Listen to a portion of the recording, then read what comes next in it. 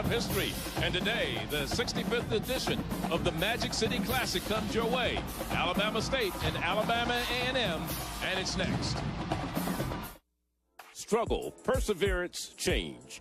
These words still echo through the streets of Birmingham, a Magic City once engulfed by a movement that would not only leave its mark on history, but also alter a nation. One day right there in Alabama, little black boys and black girls will be able to join hands with little white boys and white girls as sisters and brothers. I drunk from the colored water fountains. I went to jail 6 times in this city. 6 times. All my children went to jail. Strengthened by the pains of segregation and racism, this is a proud city.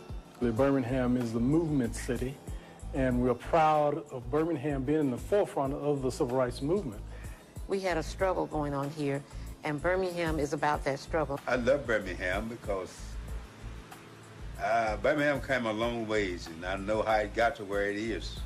One of the main reasons I'm proud of Birmingham is the fact that the history has not crippled its future.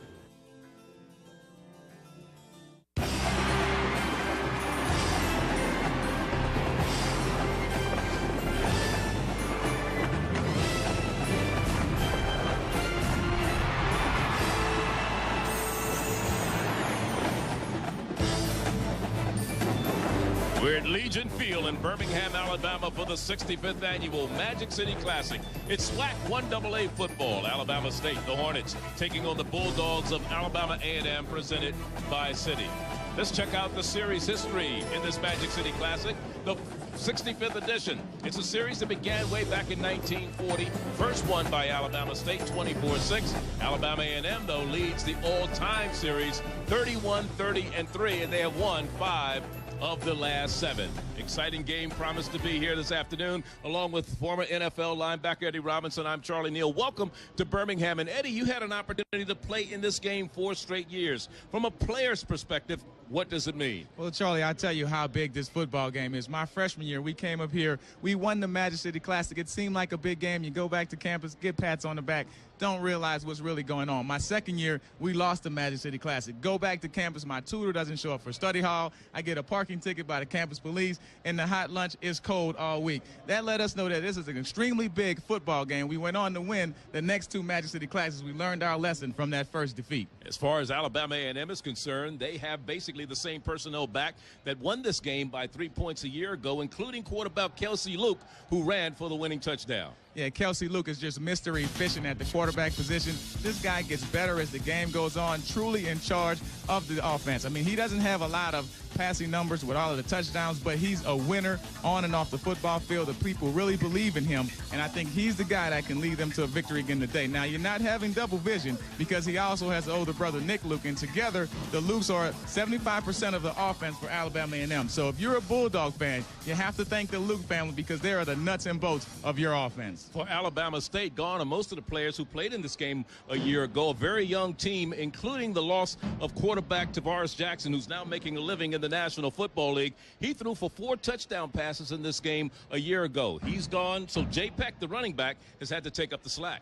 Yeah, I mean, Jay Peck is doing a great job. Here's a kid that came out of nowhere. He turned him from a high-powered passing offense to a running attack. Look, he had 714 rushing yards, second in the SWAC. If he can get 20 or 30 carries today, control the clock with that dominating rushing attack, take pressure off of the young quarterbacks, let the play-action pass set up the play-action, and then at that point, they can be real successful on the running game. 65th Magic City Classic, Alabama A&M and Alabama State. The last 4 games decided by 4 points or less. So fasten your seatbelts. The kickoff coming your way. Here in Birmingham, Alabama, along with Eddie Robinson, Charlie Neal. This is the 65th edition of the Magic City Classic. And let's look at the Eastern Division standings. Those are the ones that are very important as far as these 2 teams are concerned. Everybody's still mathematically alive, Eddie, as far as a possibility getting into the SWAC championship.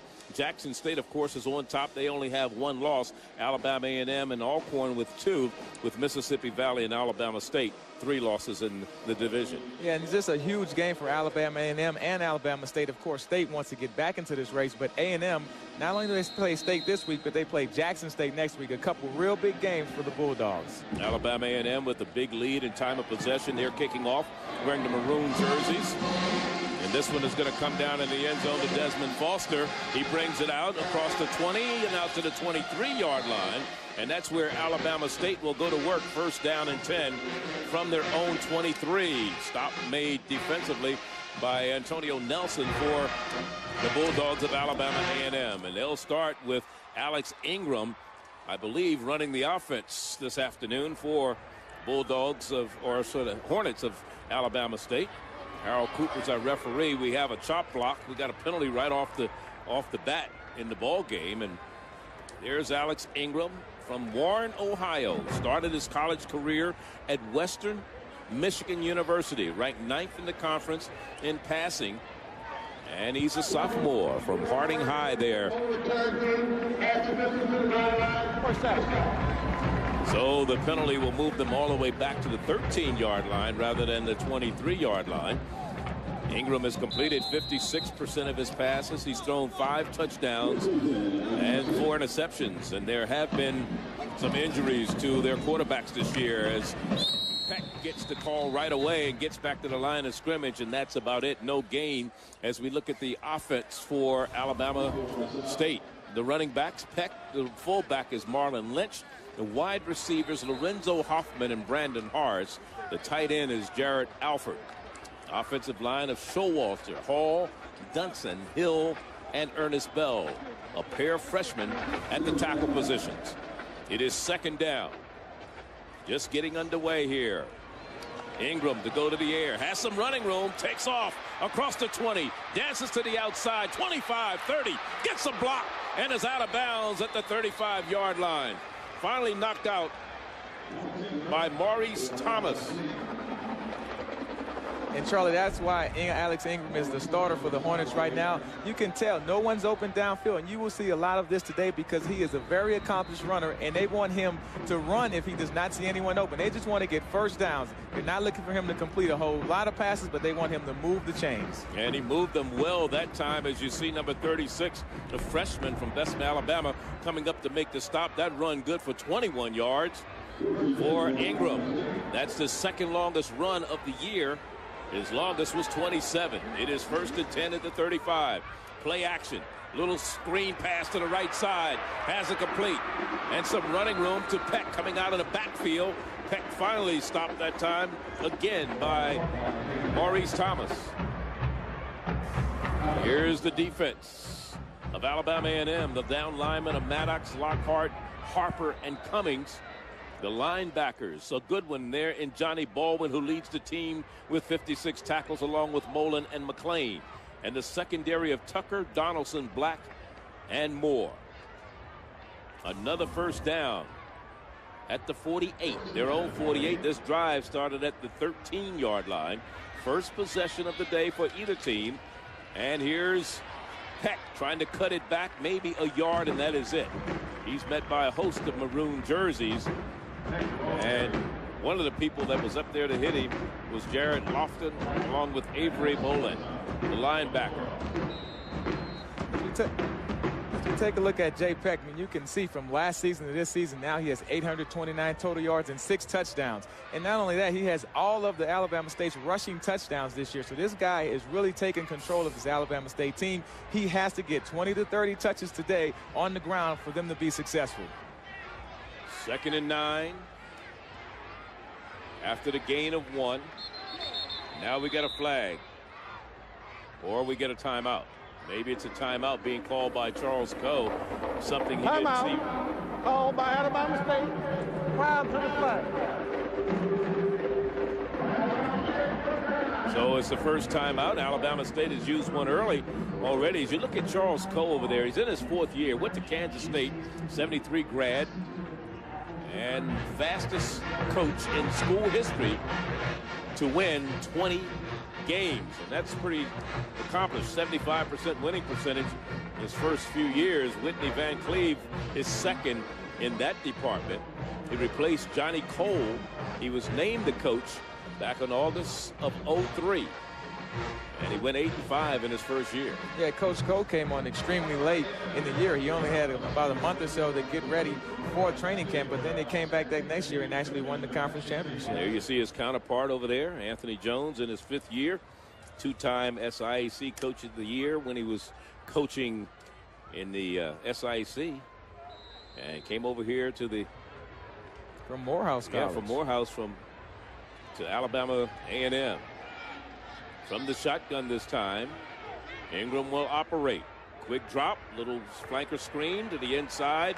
Not much running room after the catch for the receiver, James Earl Cray, the senior from Hazelhurst, Georgia.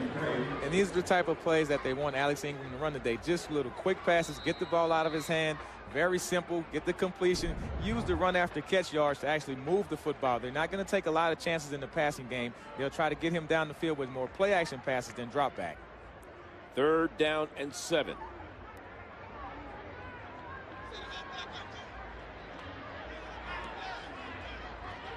Working from under center. Looked like he had some running room. Now he lets it go. Incomplete.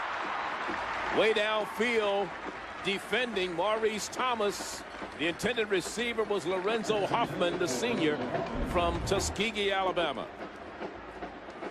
And you can tell they're trying to go up top to Slim Hoffman. Now here, Alex is just dropping back. He doesn't see anyone underneath. He realizes that it's 3rd and long, so he takes a shot downtown. And I like that because Slim Hoffman is a 6'5" receiver. He has the height advantage over most defenders. And at some point, Alabama State has to take some shots down the field to create a big play. So they punt it away. And let's see, it looks like it's going to take an Alabama A&M bounce. Not a long punt. Only 19 yards that time for their punter. And that is Anthony Johnson, who's averaging 39.6 yards per punt. Didn't look like a 39-yard per average punter that time. You know what? In this big game, you have a lot of electricity going on in here, and you can have some guys get a little nervous early on. But now, Kelsey Luke, here's a guy that's familiar with this Magic City Classic. I'm not expecting him to have any nervousness because he had the go-ahead touchdown last year. Very accomplished guy who has control of this Alabama A&M offense. 1st down and 10 at the 30. First possession for Alabama A&M, and they fumble the ball. And Alabama State may have it. They may have it. It may be a turnover. No, the officials are saying they got it back. And that's how it goes, Charlie. You talk good about a player, and then he comes out and fumbles the first snap. But he'll get it going. But like I said, this is a big game. I mean, a lot of electricity and a lot of energy. So some of these players will come out here nervous. The coach said that they want them to look for this big game atmosphere. But you can see here just a quarterback-center exchange. One of the simplest things that you have to do, but you have to get that right before you can run the play. Tamar Scott, the lone setback behind the quarterback. Kelsey Luke, who's going back to pass on 2nd and 11. Has a man out there, but now they're going to call pass interference. They're going to call pass interference. The intended receiver was Moody, the tight end, the big 260-pound junior from Daleville, Georgia. I'm trying to figure out where the interference was.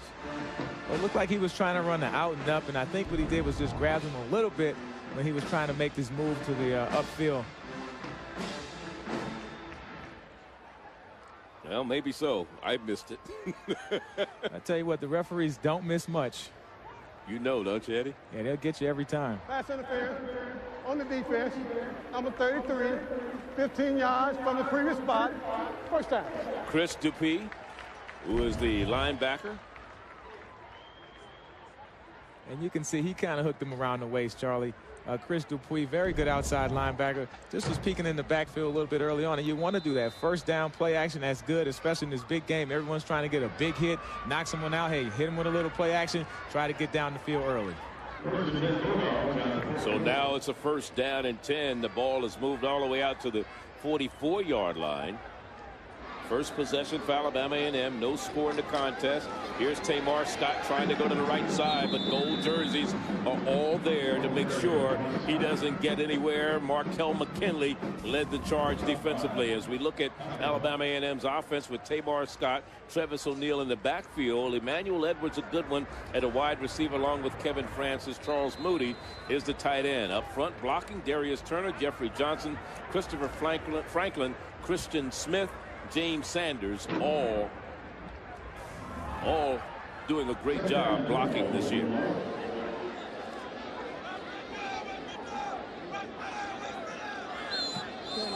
Now we've got some movement probably on the offense because they're going to drop the flag before the play is run, so that'll move A&M back 5 more yards. Prior to the snap, number 71 on the offense, on a false start, 5-yard penalty, remains second down.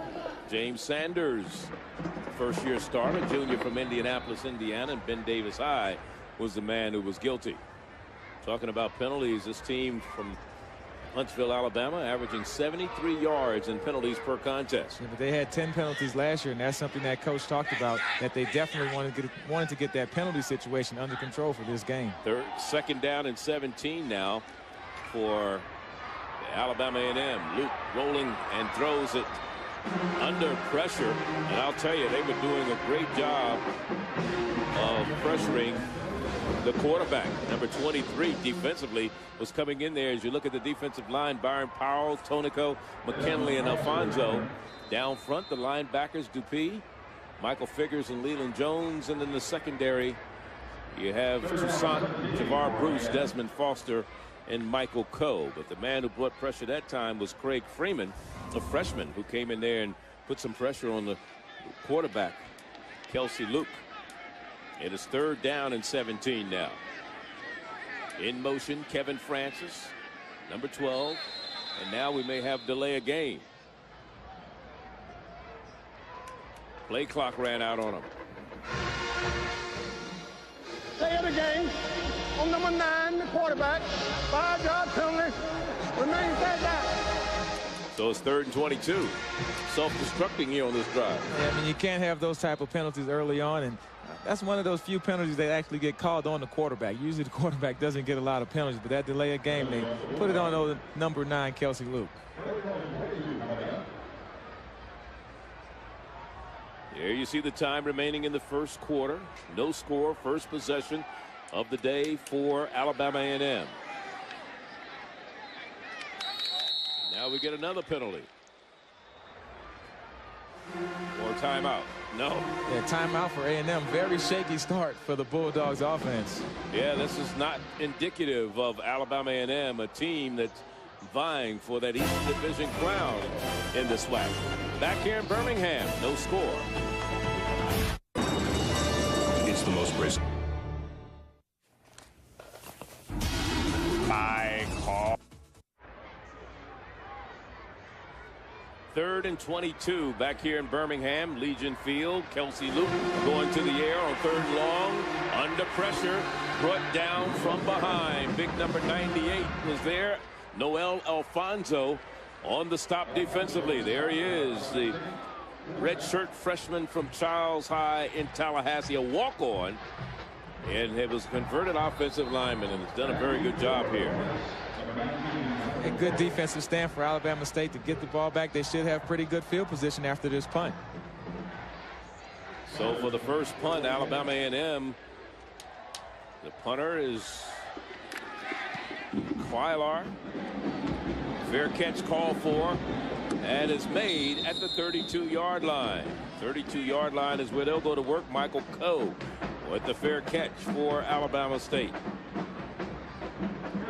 Alabama State with their second possession. Look for some early play action. I talked with Reggie Barlow. Of course, he's the quarterback coach and former player for Alabama State, and he said they want to get some play action passes going, as well as that good running game by Jay Peck. But they want to keep these quarterbacks, Alex Ingram, in some easy situations, some 3rd and 4, 3rd and 5, so they can't have a lot of negative plays on the early downs. You saw a shot of Ingram coming on at one point in the season. Coach questioned his desire to play this game, but he seems to have come around. He had some shoulder injuries against Prairie View.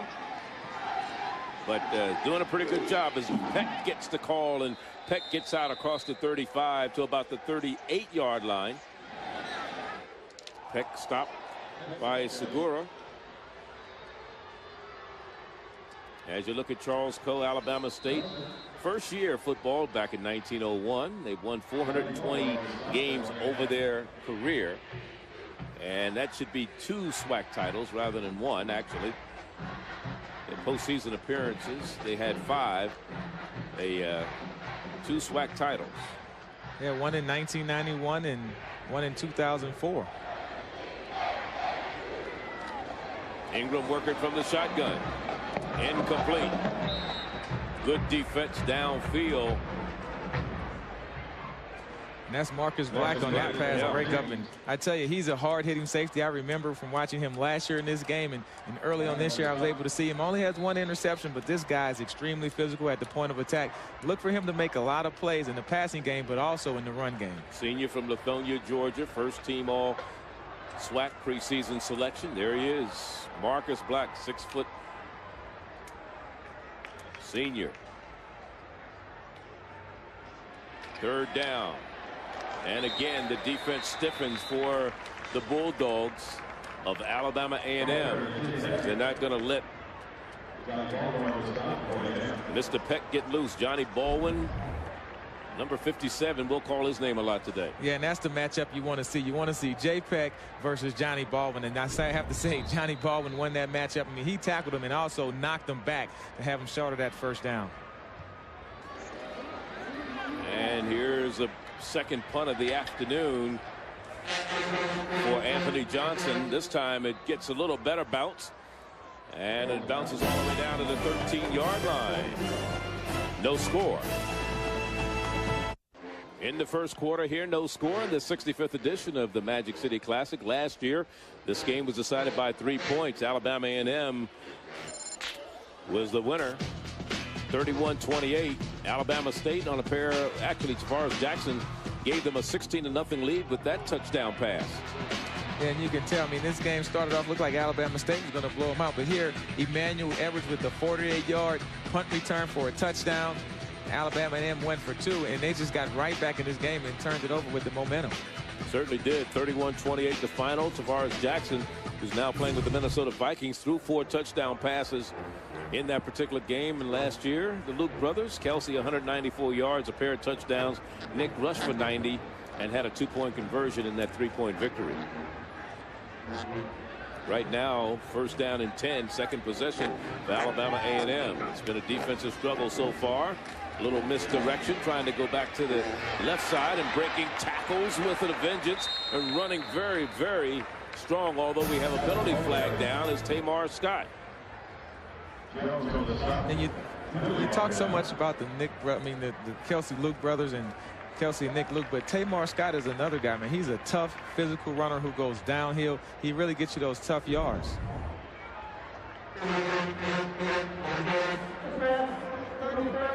On the defense, be 5-yard penalty. 1st down. Javar Bruce is the man guilty of the face mask, the junior out of St. Jude High in Montgomery, Alabama. But you look at the stats on Tamar Scott, the young man who leads the team in rushing with 498 yards last year at 557 yards, while Nick Luke, his running counterpart, had 819.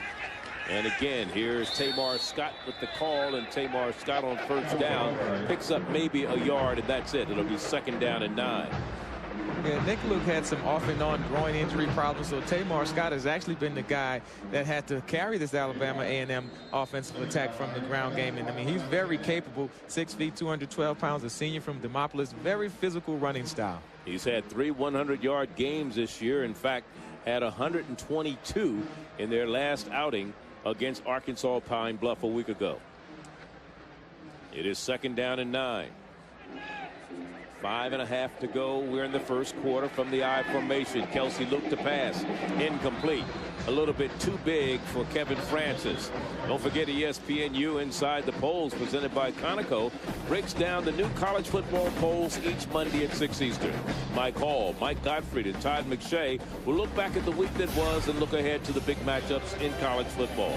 ESPNU Inside the Polls, presented by Conoco, each Monday at 6 Eastern. For more information, log on to ESPNU.com. Along with Eddie Robinson, Charlie Neal here in Birmingham, Alabama at Legion Field. And the people are still streaming into the stadium. Last year, 68,000 packed Legion Field for this annual event. Here's the pressure. Screen being set up, and it goes incomplete. Tried to set it up to the fullback, Travis O'Neal, the senior from Leeds, Alabama. And Travis, there he is, couldn't hold on. Yeah, and Travis O'Neal had a 48-yard screen play already. He actually has the longest reception play from scrimmage from Alabama A&M. And I tell you what, Charlie, if he catches that pass on this screen play, he may go the distance because they had it set up very nicely on the outside. He had a lot of blockers up there, too, in front of him, didn't he? Yeah, he had a chance to get some real big yards, and I don't think Alabama State would have been in a position to stop him.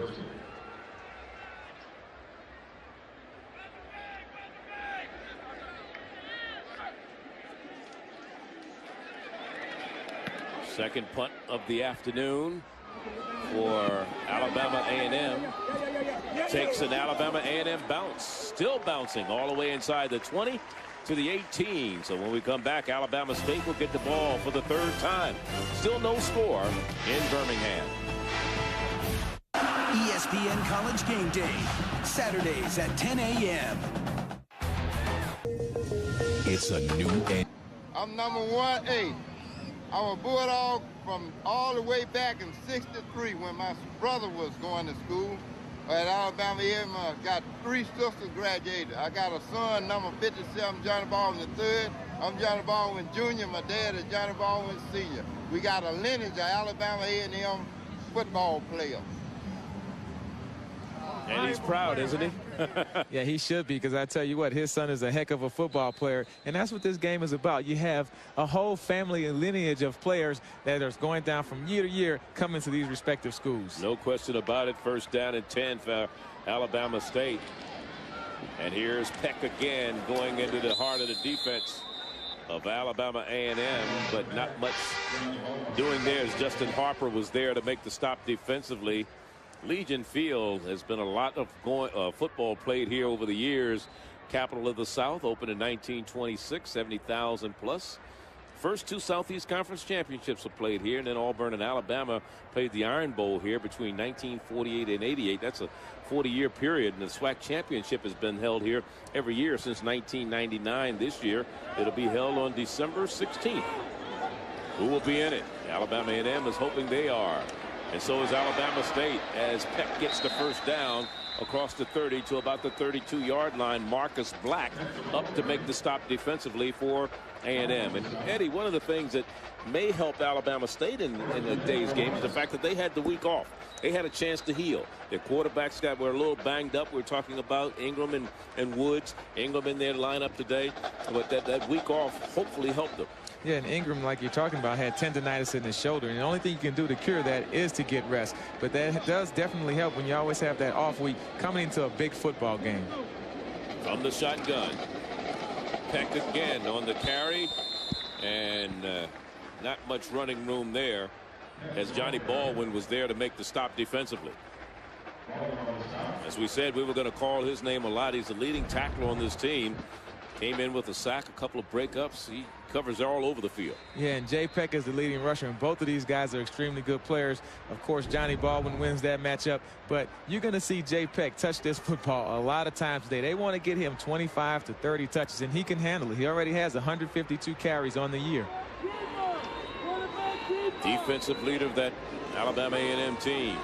Ingram with some running room to the right side at the 40. And out of bounds in front of his own bench, but a first down is gained, and the chains move forward for the Hornets of Alabama State. Boy, I'll tell you, Everybody went left, and he was over there all by himself. Yeah, I tell you what, if you're a wide receiver, you better get open quick because Ingram isn't waiting for you to get open. He knows that he has to get first down. He's been instructed by the coaches just to move the chains. And you can see he's a speedy quarterback. He can make things happen with his feet, and he's going to use them to get out of the pocket and just move the chains. That's all they want is to get first downs. Comes in at 5'10". They call it about 200 pounds. He was recruited very heavily out of Harding High in Warren, Ohio. And he wound up at Alabama State. Peck again. Nothing going that time for Mr. Peck. He is met with a vengeance right in the hole by Johnny Baldwin and Richardson. Defensively, as we are in Legion Field in Birmingham, Alabama for the 65th edition of the Magic City Classic. Charlie Neal along with Eddie Robinson, and actually this is not the 65th time these two teams have met. They've met 71 times, but only the 65th edition of the Magic City. It wasn't called the Magic City until 1940. It is 2nd down and 10. I think 5 of the first 6 meetings Alabama State was tipped at the line of scrimmage. Alabama State shut out Alabama A&M. Yeah, but I can tell you what, it's just about all tied up now. I mean, like you said, this is the 65th Magic City Classic. And what's so remarkable about this game is that Alabama A&M leads this Magic City Classic series 31-30-3. So how many times do you play 64 games and you only have one game deciding the two teams? That's right. And over the last 21 years, 65% of these games have been decided by 7 points or less. They play it very close to the vest. It should be a very close game today. I mean, you have two running teams, very conservative offenses, and it should be very tight going down the stretch. Yeah, you can't get much closer than it is right now, right? Nothing tie. Ingram with the pass, has it complete for a first down, and still on his feet and battling for an extra 5 yards. What a determined effort is Brandon Harris, the senior from Montgomery, Alabama's Robert E. Lee High. And for Brandon, his 22nd reception of the year. Yeah, and what I like about this, he runs the curl route, but he makes sure that he gets the first down. And then look at the effort. I mean, here's a guy that knows what it means to play in this type of a big game, the Magic City Classic. He's a senior, wants to go out on top. So not only does he make the catch, he tries his very best to get as many yards as he can. He takes Frank Moore an extra 5 yards. The ball is inside the 40 down to the 39-yard line. That was good for 23 yards. And for Brandon Harris, his longest reception this year was 32. Peck, not much running room for him that time, as Richardson was there to make the stop defensively, number 51. And you can see on first downs, Alabama State is content to try to run on first down, run on second, hey, do something special on third down. But at some point, you have to wonder, will they try to sneak in the first down play action, maybe take another shot deep on Alabama A&M like they did with Slim Hoffman earlier in the game? Loss of 2, 2nd down 12 on the last play. 3 wide receivers out to the top of your screen right now. Let's see what they work. They move Peck around in the backfield. Quick drop, and the receiver never saw the ball coming. That's Lorenzo Hoffman, as it was a quick 2-step drop by the quarterback Ingram, and they were coming in there, weren't they? I mean, they were going to bring pressure on the young quarterback, but I mean, Slim Hoffman is a 6'6" guy, so I like this. You take a 2-step drop, put it up there, maybe he can have a chance to make a big play. Just never really connected and got his head turned around to find the football. And the guy who was covering him, number 19, Frank Moore, is only 5'11". But he's also tied for 2nd in the SWAC in interceptions. Yes, and he's a tough guy. I mean, you throw at him, you're taking the chance. He's already picked off 3. Yeah. It is 3rd and 12. Ingram under pressure, throws, has it complete in the middle of the field, down to the 15-yard line. First down, Alabama State. Brandon Harris once again, and I'll tell you, look at the arm strength of the quarterback Ingram. Yeah, huge third down conversion here. I mean, Alabama State 38% on third down, but just a great job of having a feel for the pocket, realizing that I have one person draped on me and I have a guy sitting in the middle of the field. He connects for that first down, and Brandon Harris once again stepping up on a third down conversion, 2 consecutive third down conversions. Ingram to Brandon Harris. A 23 and a 21-yard pass completion by Ingram on this drive, and they're all the way down inside the red zone. They're at the 14-yard line, and now Alabama A&M wants to take a timeout defensively. Bronski Towns, the defensive coordinator, said, hey, we want to talk things over. And you look at the red zone offense by Alabama State this year. They've been there 15 times. They've scored 6 touchdowns, and they've kicked 4 field goals in the red zone so far this year. They ranked 7th in the conference in that department. That's 66%. 4 of those touchdowns were running touchdowns. The other 2 came by way of the pass. 4 of 7 in field goals. And that's always tough when you get down into that red zone and you're not getting points like you want to. Trust me, 67% is not something that the coach wants. He wants that number to be around 85 to 90%, because once you get inside that 20-yard line, points are precious, especially in the game as close as this one. You need to score every time you get inside the 20-yard line. No question about it. I talked to Coach Coe and asked him what was the big difference in terms of losing Tavares Jackson, beside losing their quarterback from a year ago. And he talked about the inexperience at running back. But Peck has picked up the slack. As you said, he didn't come into the season as being the #1 running back for this team. I mean, he wasn't the starter in the spring. He came to training camp on opening day not being a starter, but he worked very hard in training camp. They say that he showed the most promise going into the opening game. And now look at him now, 756 rushing yards. He has 6 rushing touchdowns, and he has all of the rushing touchdowns for Alabama State and leads the team in scoring with 36 points. So a very big surprise for Jay Peck from Alabama State. I mean, he's the guy that they're really counting on to control this football game, and he's been the bell cow throughout the year in 2006. This drive started at their own 18. They're all the way down to the 14-yard line of Alabama A&M right now. Here's the pitch to the right side. Peck turns the corner. Peck is down at about the 11-yard line. A gain of about 3. Richardson on the stop defensively for Alabama A&M. Yeah, I like this. You're getting a one-back set. You get a one-back set. I'm sorry. Everyone is lined up on one side. You make it look like a pass, but then it's actually a running play. Just trying to get Jay Peck to stretch the defense, try to get north and south, and punch it into the end zone. And now it looks like Alabama State's going to use a timeout, or is the first quarter coming to an end? That's what it is. They're not using a timeout. They're using the clock to their advantage. And they'll switch ends of the field. The long walk all the way back down. They'll be down at the 11 when we come back. No score here. Magic City Classic.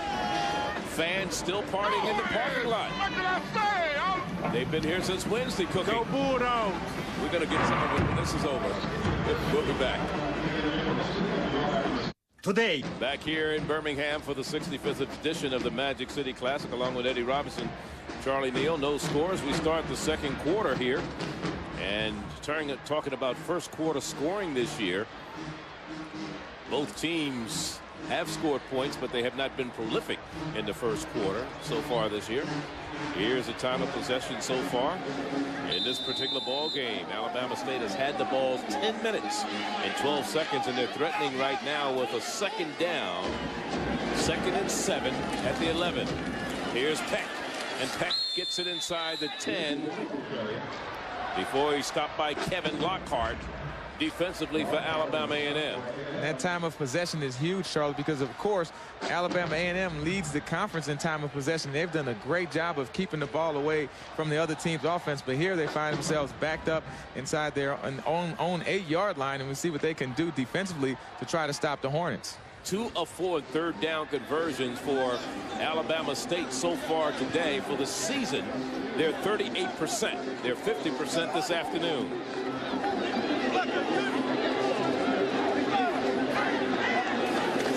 Big third down play. Play action. Ingram is sacked all the way back to the 18-yard line. And it was Justin Harper who came in to make the stop defensively. Big number 98. Yeah, great job by Bronski Towns, the defense coordinator for Alabama A&M. Hey, bring the pressure on the young guy on third down. You want to roll him out for a pass. We're going to bring pressure, and we're going to sack him and make him make a bad decision with the football. So here's a field goal attempt by Alabama State. It'll be Anthony Johnson. He's 5 of 9 this year. His longest a 31-yarder. This one will come from 33 yards. The kick is up, has the distance, and it is good. So we finally have a score on the board. They drove from their own 18. They had to settle for a field goal, but Alabama State, the Hornets, on the board. Here in Birmingham, college football presented by Citi here on ESPNU, along with Eddie Robinson and Charlie Neal. Here, I've got Tom Joyner has joined us. Hey, Charlie. It's always great to see you, Tom, and glad to have you here in the city of Birmingham. We know you did the Sky Show from here on Friday, and then you hosted a fundraiser last night for the Alabama A&M Scholarship Fund. Yeah, Alabama A&M and Alabama State. We were trying to raise $1 million for both schools so that the state of Alabama would match each school with $1 million. Well, I'll tell you, you've done a lot in terms of helping HBCUs with fundraisers, and we're going to let you stay here with us a little bit. Maybe let you do some of my jack. I want to come on your show one day. Here's the return, Alabama A&M up the field. We may have something going. Here's Banks. Banks at the 20, 10, touchdown. Banks all the way back. That's his second touchdown he's returned. Kickoff for a touchdown this year. I came at the right time. How long was that? Charlie, what an exciting play. I think there's a flag down, though, at the 35-yard line. Let's see what it is. Offsides against the kicking team? No. That'll be declined. That's a touchdown. That's a touchdown. Yeah. Let's look at it once again. Here's Ulysses Banks. He can fly. He feels it at the 1. It's 99 yards on that one. Yeah, the 5'10", 195-pound freshman. This is his second time with a kickoff return for a touchdown. Only a freshman, and he's from Parker High School. Charlie, Parker High School is only 3 blocks from the stadium. If he keeps running, he can make it back to his high school alma mater. What a great job of getting that thing in the end zone as Alabama A&M takes the lead. And Lycia for the point after. The freshman from Ventura, California. The kick is up. And it is good. 7-3, just that quickly. 2 touchdowns in the last 18 seconds. Not bad, is it? That's right. And I've been here for the last 18 seconds. Hey, maybe you brought some excitement because it was a dull first quarter. Yeah, and here I am, ready to get it started. Let's talk a little bit about what you've been able to accomplish through the Tom Joyner Foundation and how you've been able to help these HBCUs. Well, our foundation helps students stay in school at historically black colleges and universities. There's one thing to go to school and get in, but there's another thing to stay in school.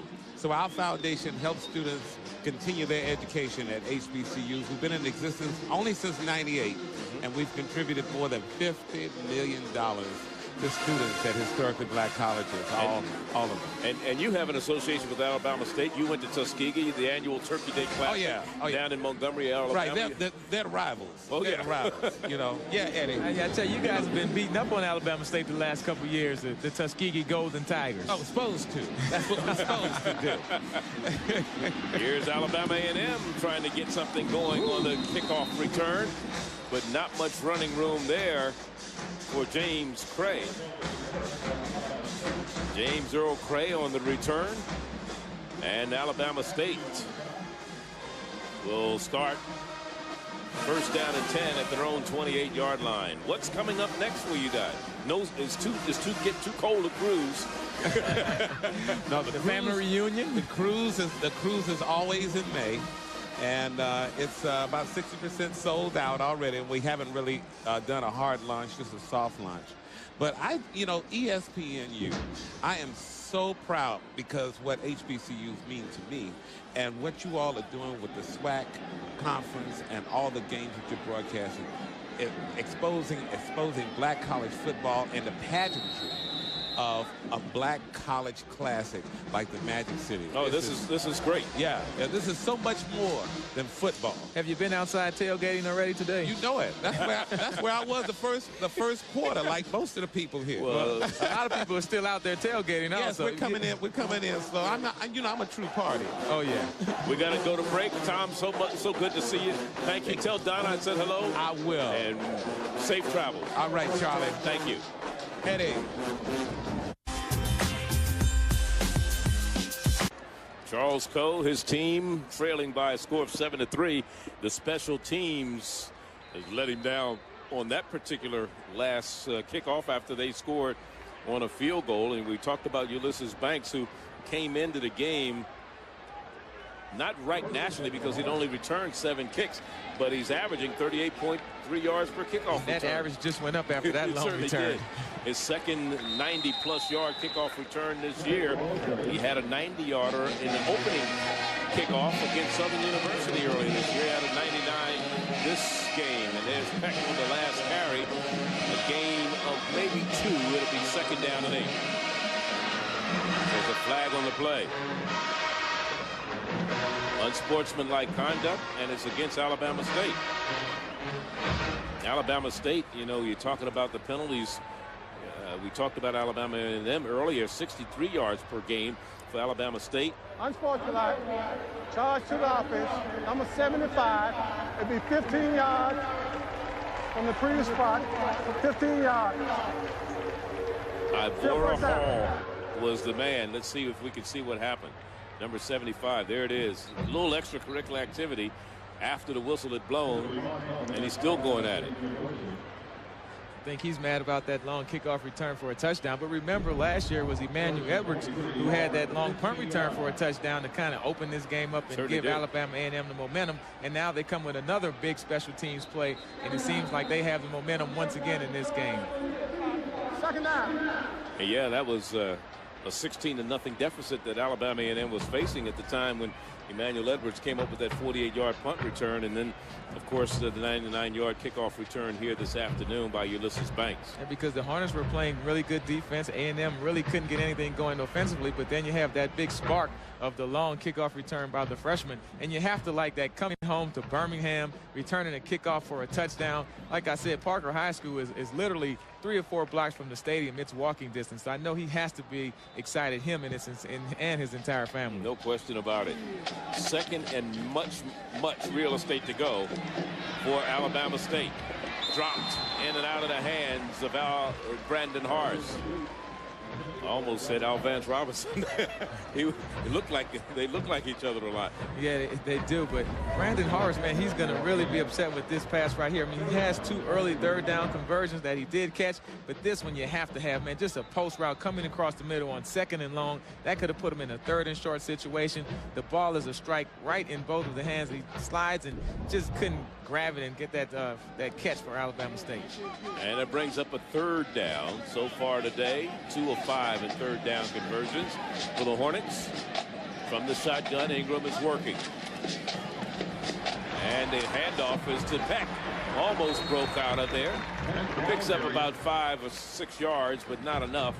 The ball will be spotted at the 19, and that'll bring up a punting situation once again for the Hornets. And Alabama State coaches would tell you, I mean, they're not set up for those 3rd and long situations. They want to have some 3rd and 4, 3rd and 5, 3rd and 6, those type of situations. Very tough for them to convert those 3rd and longs. 3rd punt of the day. Here's a fair catch, or not a fair catch, just a catch.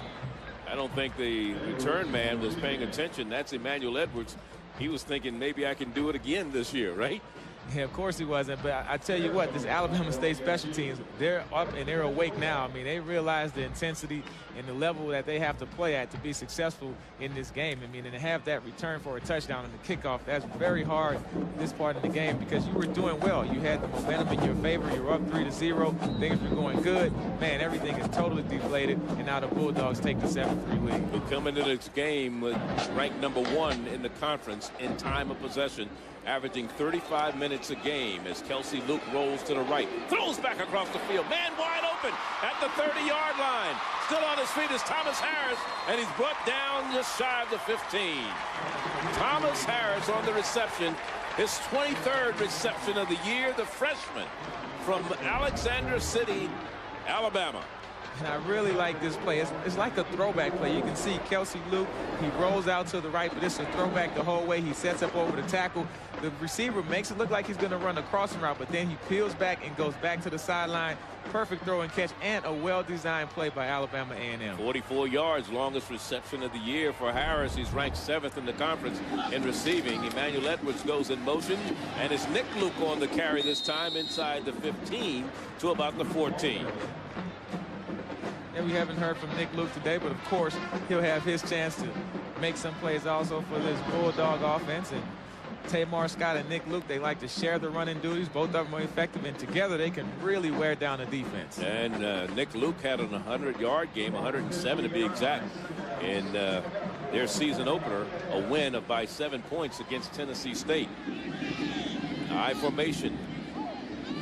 That looked like a false start almost, didn't it? As Nick Luke tries to cut it back this time. Still bouncing, still on his feet, and somehow did the Houdini trick and got a first down at the 6.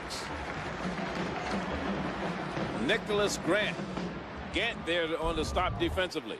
Wow, good strong running by Nick Luke inside the tackles. And you can see all the Hornets that have a shot at him. He's able to bounce off of people and keep that leg drive going. Now, Stanley Connor, their offensive coordinator, he was an old running back from the Jackson State Tigers and the SWAC days, and coached me at Alabama State. He knows the importance of having that good ground game and having these guys run physical after the point of contact. First and goal. Nick Luke bounces to the inside.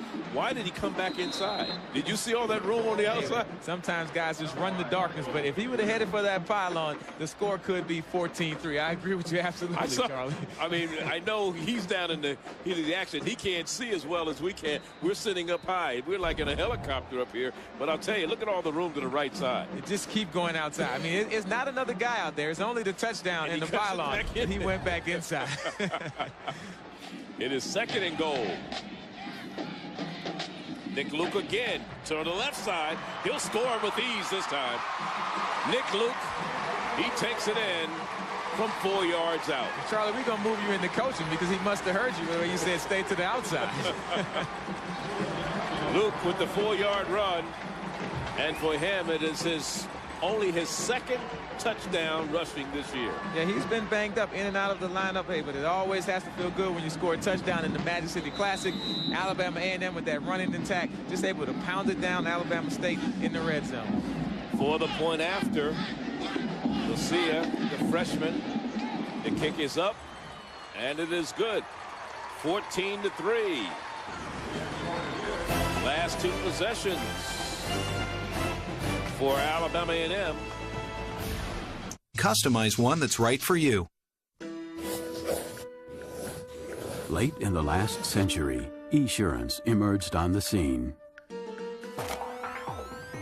And now it's one of the fastest growing auto insurance companies in America. Lots of people are drawn to Esurance because they've taken a fresh look at their auto insurance. What about you? Quote, buy, print. Save time and money on your auto insurance instantly at Esurance. With 12:37 left second quarter, Alabama A&M has jumped out to a 14-3 lead. Their only sustained drive of the ball game came on this 56-yard drive. And you can see just an off-tackle play. Everyone is pinned inside. This time, Nick Luke does the correct thing by staying outside. The easy touchdown untouched as he goes across for the score. 5 plays. They had a 56-yard drive. Luke with the 4-yard run. They used 2:32 off the clock. The other touchdown came on a 99-yard kickoff return. And they're partying here in Legion Field. And I'll tell you, it is Halloween, isn't it? In the stands also. Set your clocks back. Here's a return for Desmond Foster for Alabama State. And Foster gets it up across the 30 to about the 33-yard line. Not a bad return for Mr. Foster. Yeah, but it's always hard. You can see, look at all of the east-west running yards. I mean, when you have that kickoff return, it's better just to go right north and south. He has a good return, but when you're going across the field, man, so much speed by the kickoff coverage team, it's hard to break it for a big game. At the 33, their own 33. Here's you talking about ball control. Alabama State has had the ball control today. Alabama A&M's got the points, though. And that's what matters. The points lead to the W and the L. Play action on first down. Ingram going to the air, throws it in the middle of a bunch of red jerseys, and Alford just couldn't make the catch. Looked like there were more A&M players there, as Holmes was one of them there defensively, than there were Alabama State players. Yeah, Ingram tried to fit that into a real tight window, but you have to try some first down play action. I mean, Jay Peck, we know he's going to be the guy that really totes the mail today for Alabama State, but at some point you're going to have to take a chance in the passing game, especially if you start to fall behind. Peck is the lone back in the backfield. Alford in motion. And they come with the blitz, and everybody is coming. They brought everybody on that one. And defense trailer comes in, and he makes the stop defensively. Preseason first team all-conference, had been suspended for 4 games, and Traylor, his first game back. He broke a team rule, hadn't played since the Mississippi Valley game, missed Texas Southern, Stillman, and Arkansas Pine Bluff, and he comes up with a big sack today. Yeah, and they told us he would play today, and Coach Towns was excited when I asked him about Traylor getting back on the field. I mean, this guy is a pure pass rusher. He was actually leading the conference in sacks early on. Here's the quarterback, Ingram, trying to pick up some yards with his feet, and gets out to the 34-yard line, make it to 35, and that's it. It's going to bring up another 4th down punting situation for the Hornets. We're at Legion Field in Birmingham for the 65th edition of the Magic City Classic. Fans are still filing into the stadium here, trying to get ready for halftime to see the Battle of the Bands. Along with Eddie Robinson, I'm Charlie Neal. Glad you could be with us here. Alabama A&M in their gold jerseys, maroon being worn by the home team, Alabama A&M, this year. Takes a pretty good bounce for Alabama State and will go out of bounds at the 11-yard line. So it turns out to be a pretty good punt. Good for 54 yards, the longest punt of the afternoon for Anthony Johnson. Anthony Johnson came in averaging 39 yards per punt, 6th rated punter in the Southwestern Athletic Conference. And we talk about this Southwestern Athletic Conference race and how important some of these games are, you know, in addition to the game we have here. Jackson State and Arkansas Pine Bluff are playing today, and they're both at the top of their respective divisions. Grambling's playing Texas Southern, and Prairie View is at Mississippi Valley for Mississippi Valley's homecoming. Nothing doing that time for Nick Luke. He was met in the hole by Jones. There he is, number 36. Leland Jones. Yeah, Jones and also Desmond Foster. Look at the cornerback on the outside, man. He just goes underneath the blocker, disappears, and comes back up and makes that play. Alabama A&M leads it by a score of 14-3. 2nd down and 10 from their own 11. I formation. Francis in motion. Here's Nick with the carry. Nick across the 15 to the 17. Dupuis on the stop defensively, senior from New Orleans. Boy, he's quite a story with all the issues they had with Hurricane Katrina, isn't he? Yeah, his family was definitely affected, and Dupuis is just a great guy. I mean, he has 60 total tackles, 2 interceptions, but off the field has been doing so much, going back and forth, helping his family rebuild their home in Slidell, Louisiana, which is right outside of New Orleans. I've actually talked to him in high school when I was still playing football for the Titans. It just lets you know how old you're getting when some of the players you used to talk to in high school are now playing in college. Yeah, you played when I was doing your game, so you know how old I feel. We're not going to talk about your age, Sean. And this pass is complete to Kevin Francis, the 3rd leading receiver in the SWAC. Came into the game with 28 receptions, and they moved the chains forward. 1st down, Alabama A&M. Lace up your skates for college hockey on ESPNU next Sunday. Bowling Green Falcons face the Miami Redhawks in a battle for Buckeye State bragging rights. College hockey on ESPNU Sunday at 3 Eastern. For more information, log on to ESPNU.com. 1st and 10 from the 24-yard line for Alabama A&M now. Again, Kevin Francis is the man in motion. Lone setback behind the quarterback. Long count. And the receiver falls down. And that was intended for Anthony Mitchell. A lot of famous people are here in attendance. American Idol winner Ruben Studdard, who lives here, I believe, in Birmingham, Alabama. Yeah, he does, and he actually attended Alabama A&M, so I'm assuming he's going to perform with them at halftime. That should be the guess. I mean, he's sitting with the band. Maybe they're going over some notes, but that has to be great for all of those kids from Alabama A&M to have a guy like Ruben Studdard, you know, recording orders, has a new album coming out, and actually sitting with those guys during the Magic City Classic. And he has a Yankees hat on. He's not a Cardinals fan. He's not a Cardinals fan. He would be happy if he was. Screen pass set up, but I'll tell you, it was read perfectly by the defense of Alabama State. Read perfectly. And Michael Figures, the middle linebacker, junior out of Quincy, Florida, transferred from the University of Cincinnati along with Desmond Foster. They were right there to make sure he was stopped. Yeah, and what I like what Michael Figures did, he just blew up everybody. Look what he does. He just takes out all three guys. He's like a bowling ball just knocking down pins. I don't know which one has the ball. I'm just going to hit them all and make them fall down. Hey, you can't go with your feet not under you, right? Yeah, sometimes you have to be tough. You can't get cute when you're playing middle linebacker. Just destroy everything. That's a good motto. 3rd down and 9, and you know, Eddie, you played that for many years. I wasn't that tough, though.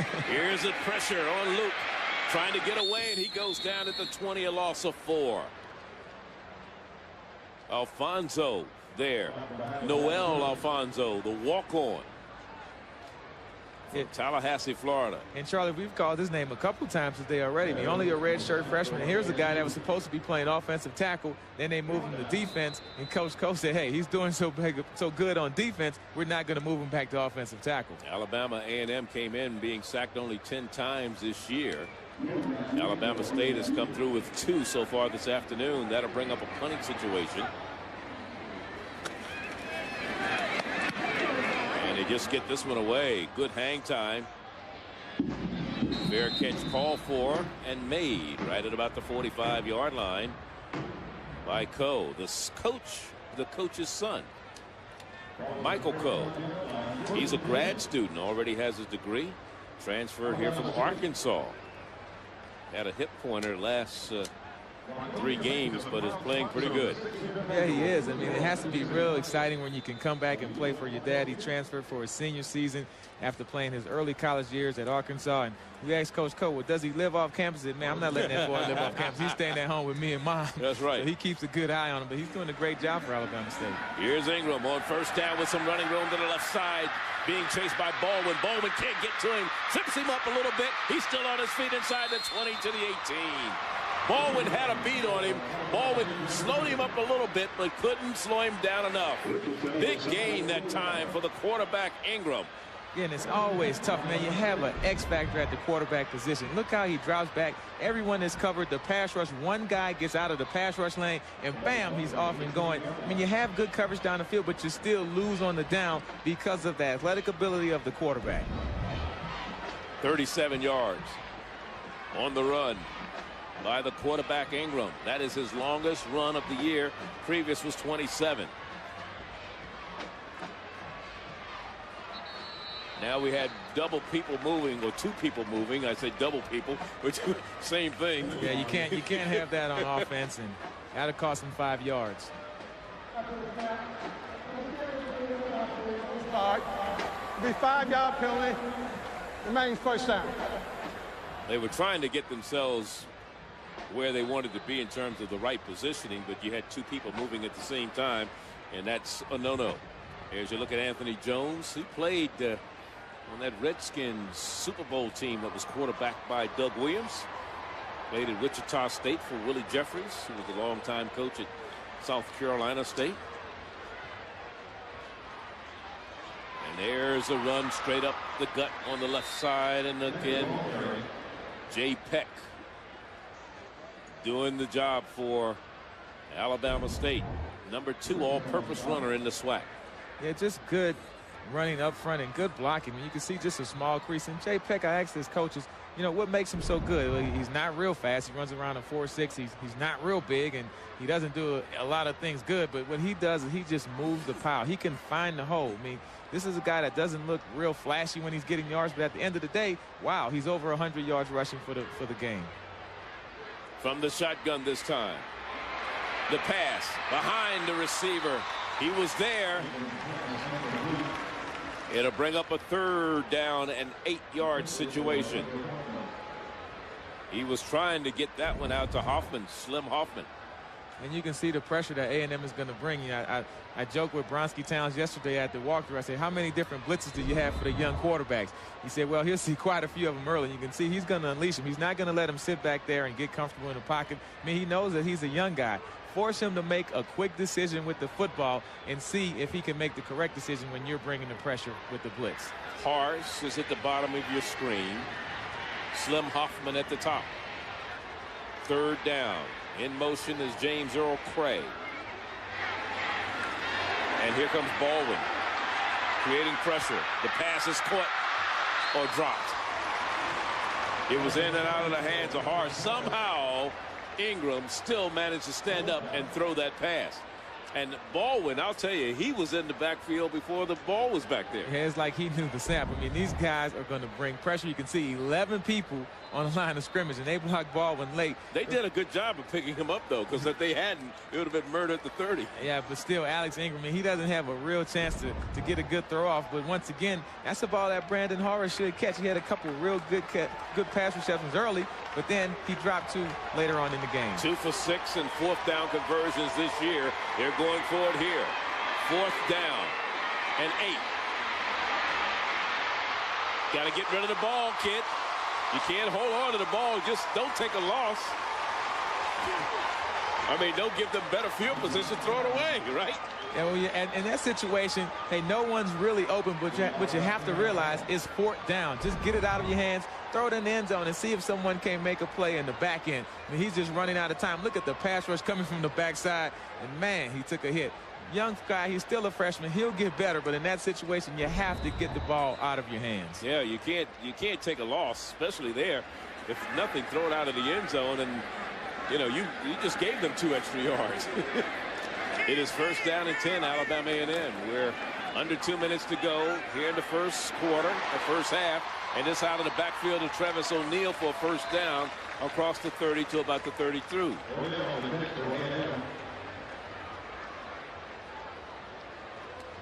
Yeah, Travis O'Neal has 6 receptions for 101 yards coming into this game. He had a long 48-yard screen last week against Pine Bluff. So here's a guy at the fullback position who they like to complete passes to coming out of the backfield.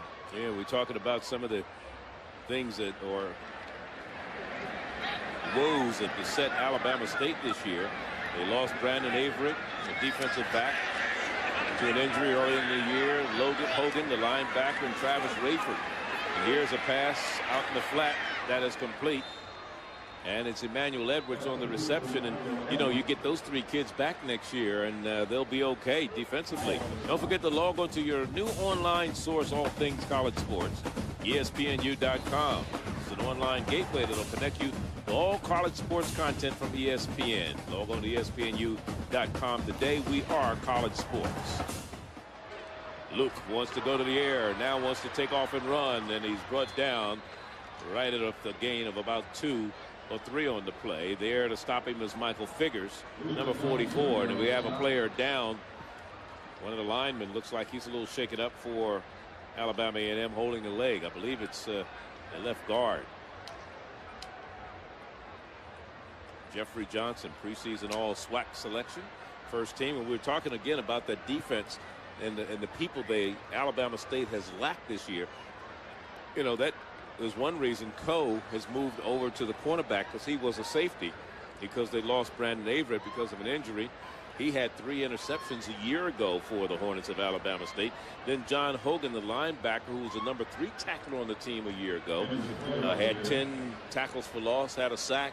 And then Travis Rayford, the defensive back, who had an interception. Those 2 were declared academically ineligible. You get those back next year, you've got some experience. I mean, yes, you do. I mean, Coach Cole has this program going in the right direction. They're only 3-4 this year. But keep in mind, all of the people they lost to Al Vance Robinsons, to Tavares Jackson. So they're still in the rebuilding mode. I mean, every year the fans want you to compete and win the title. You know, win the championship every year. But you have to realize when you have a lot of guys graduating, you have to rebuild and restock. And they have a lot of good guys coming back next year to this program. Well, the big guy is up. Got number 54. I thought it was 64. I believe. Let's see. I can't figure out what that number is he got there. It's wrapped all over him. It's a big jersey, Charlie. I mean, it's kind of tucked in all different kind of places. But those big guys, I mean, they're very tough. I mean, we talked with Coach Jones about them. He said, man, these guys are just warriors up front. They play hurt. They don't complain. And they do all of the dirty work for Nick Luke and Kelsey Luke and, of course, Tamar Scott. Yeah, that is number 64, the left guard, Jeffrey Johnson. Just have to stretch that jersey out a little. Yeah. So now we got a flag before this play is run. We're down to 42 seconds remaining in the half. To the snap. Prior to the snap. Prior to the snap. Number 76 on the false start. 5-yard penalty. Remains third down.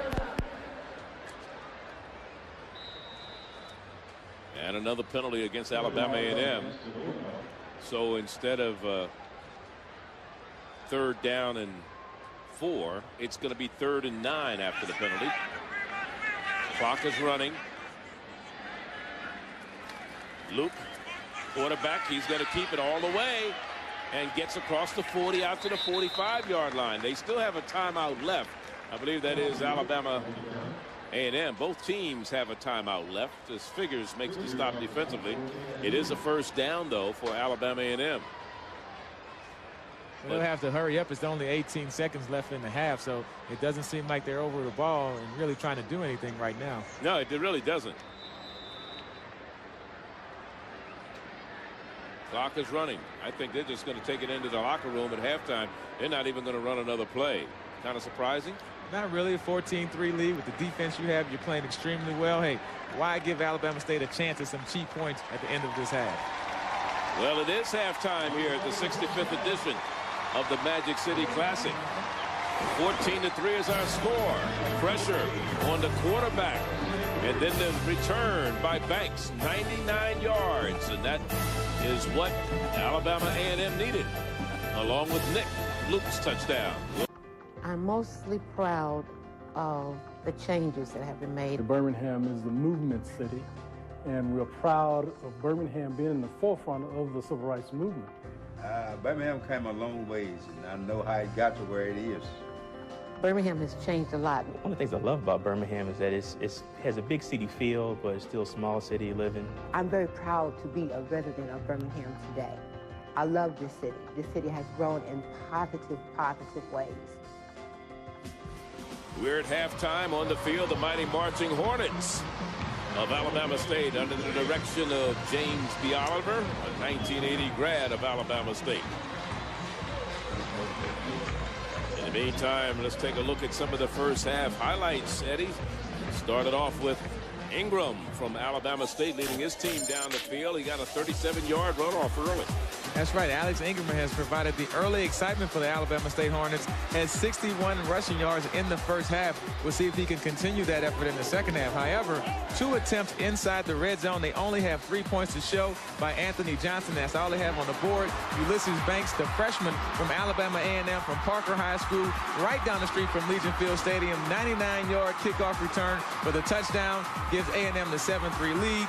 We followed that up with Nick Luke for a 4-yard touchdown run, and the Bulldogs have a 14-3 halftime lead. Let's check out some of the first half statistics, and you see Alabama State is winning the game statistically in terms of total yards and time of possession, but the score is what counts. And that's exactly what counts, because we're looking at wins and losses. I mean, Alabama State is doing a good job with the time of possession. However, they just can't get into the end zone. They had 2 trips inside the red zone, only have 3 points. And, of course, the Bulldogs with that big kickoff return is really the deciding margin so far.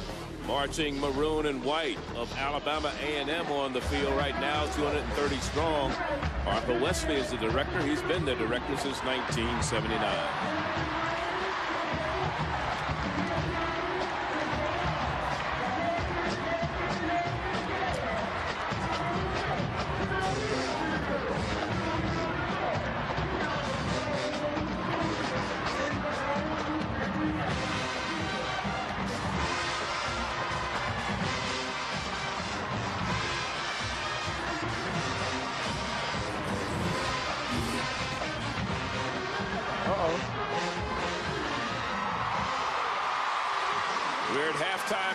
Birmingham, the Magic City Classic, 14-3, Alabama A&M on top. Alabama A&M University knows how to provide a quality education that's just right for you. With nearly 7,000 students, we're large enough to offer a wide selection of programs ranging from early childhood education and business to engineering, agriculture, and physics. Yet, we're small enough to produce the serious scholars that earned us a spot on USA Today's academic teams for 4 consecutive years. Hundreds of the nation's top-ranking high school students choose A&M each year. Climb the hill to success at Alabama A&M. Call today, 372-5000. As we get ready to start the second half here in Birmingham, Alabama, the Magic City Classic, 65th edition. As you look at Ulysses Banks, a man who had a kickoff return for 90 yards against Southern University earlier this year to open the game, and today a 99-yard kickoff return for a touchdown. Well, he returned the first one into the north end zone. Now he's going to try to return this one to the south end zone. So we'll see if Alabama State's coverage team can do a better job than they did on his last return. Alabama State will kick it off to start the second half. They received the opening kickoff. You look at Ulysses Banks down there. He's just a freshman, as you said, from Parker High down the street from where we are.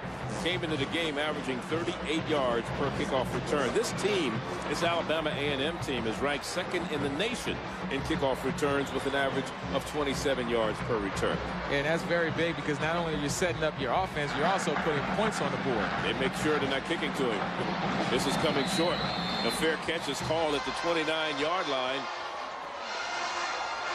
Last year, there was a turning point in this game with a kickoff return with a young man by the name of Emmanuel Edwards, who returned a punt 48 yards for a touchdown for Alabama A&M after they were trailing 60-0 and put them back in the ball game. That's exactly right. I mean, Alabama State was cruising in this game last year, 16-0.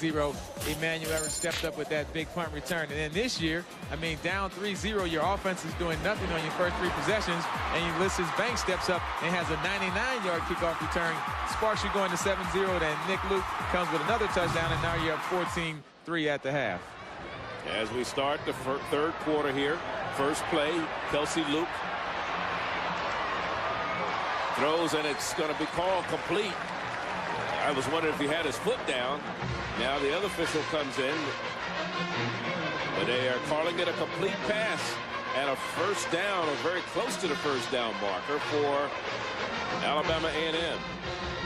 Wow, Charlie, looked like he was trying to throw that ball away, but he was able to make the catch. But look at the ball control early on. Alabama State, I mean, their time of possession, 16:52 to 13:08 by Alabama A&M. That's something that Alabama A&M is used to winning, but I'm sure that they much rather have this score of 14-3 as opposed to winning that time of possession. That was good for 9 yards. It'll be second down and 1. Tamar Scott, the second back, he gets the ball, bounces to the outside. After there was nothing inside, gets the first down, and finally run out of bounds by Michael Coe. Yeah, good vision by the big guy to see that the inside was closed. Hey, this door outside is open. I'm going to bounce it out there and get me some yards. Nothing going on the inside. Alabama State loses contains, so he just does the smart thing. Hey, I'm going to run the daylight. Nothing going on inside. Let's take it around the corner. And he's a big guy. He likes to go north and south in between the tackles, but shows some speed to get around the edge also. Chris McWilliams was there to make sure he didn't come up the middle. So he bounces it to the outside and picks up a first down all the way to midfield. First down and 10, Alabama A&M. We're just starting the third quarter here, along with Eddie Robinson, Charlie Neal at Legion Field. Here's a misdirection play with Tamar Scott, but he does not get away this time. The big number 94, Greg Tanico, the junior from Fort Lauderdale, Florida, who came up to make the stop defensively. And here's a guy that was hurt last year in this same Magic City Classic, and he tore like 2 or 3 ligaments in his knee. Yeah. And coach said, hey, he's really playing on one leg, but he still does a great job. I mean, only a junior, and you like that when the guy has an injury and is able to bounce back and recover and get back on the football field. It's been a real tough road for him to get back to this Magic City Classic. And this is only the 5th game he's played this year. It is second down after the loss on the play of 3, 2nd and 13. Play action, back to pass, throws, intercepted. Coming back with it is Foster. Desmond Foster with the INT to the 40. The first mistake made by A&M today. Yeah, and a very big mistake by the Bulldogs. Desmond Foster, only his first interception on the year. He has 28 tackles to go with that. The senior from Ladonia, Georgia. Look at Kelsey Luke here stepping back in the pocket. Little bit of pass rush, and he just throws it right next to the receiver. Man, good job by Desmond Foster to see the ball coming and find the ball and make the interception, and also a good return because he's the kickoff returner. So great field position for the Hornets of Alabama State. The ball is at the A&M 40-yard line. First down and 10 after the interception by Kelsey Luke, the one he threw. Only the 7th interception he's thrown this year. Meanwhile, keeping the ball on the ground, the Alabama State Hornets pick up about 4 yards with Peck running the football. When you talk about the defensive side of the ball, 5 interceptions coming in, so not a lot of interceptions for Alabama State coming in. That was a big defensive play. A very big play because you're down 14-3 starting off this third quarter. But keep in mind, when we talked to Coach Jones, we asked him, what is the weakness of your team? He said that we don't finish and they don't focus. They let up intensity when they have a lead in the football game. So we'll see if they're able to try to close the door in this Alabama State's offensive possession. Trips receivers to the bottom of your screen. The handoff to Peck, and Peck very close to the first down, about a yard shy, as he stopped right at about the 31. Richardson on the stop defensively, number 51 there. Jimmy Richardson, the junior from Orville, Alabama. Went to Keith High down there.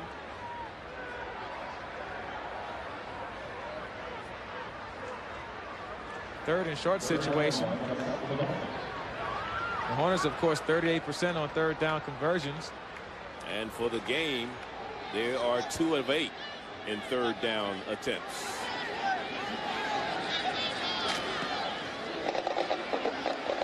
It's going to be very close. I don't think there was any gain on the play by the running back, Peck. He was dancing a lot but wasn't going forward. You just have to pick a hole and stick with it. He was trying to make a decision, and Alabama A&M defenders made the decision for him. Johnny Baldwin.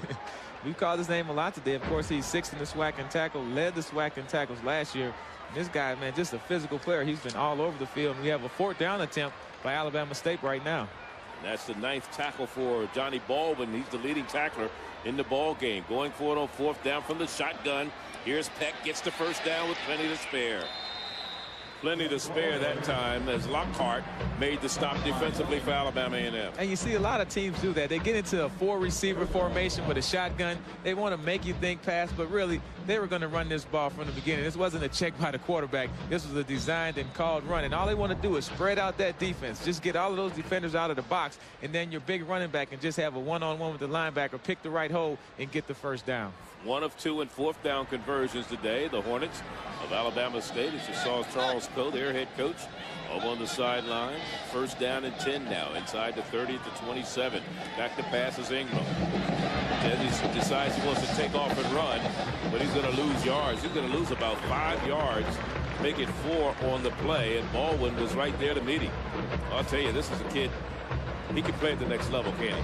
Oh, yeah, no doubt. I mean, Johnny Baldwin, here's a guy that's a potential All-American for this year. I mean, you really like him. He's undersized, only 221 pounds, but he's extremely fast, and that's what they have to recruit. You talk to Coach Towns, the defensive coordinator, he said, hey, the guys that are big and fast, they're going to Alabama and Auburn. The guys that are little and fast, they come to Alabama State and A&M, and we coach them up, put them on the football field, and they're still playmakers for us. 2nd and 14 after the loss of 4.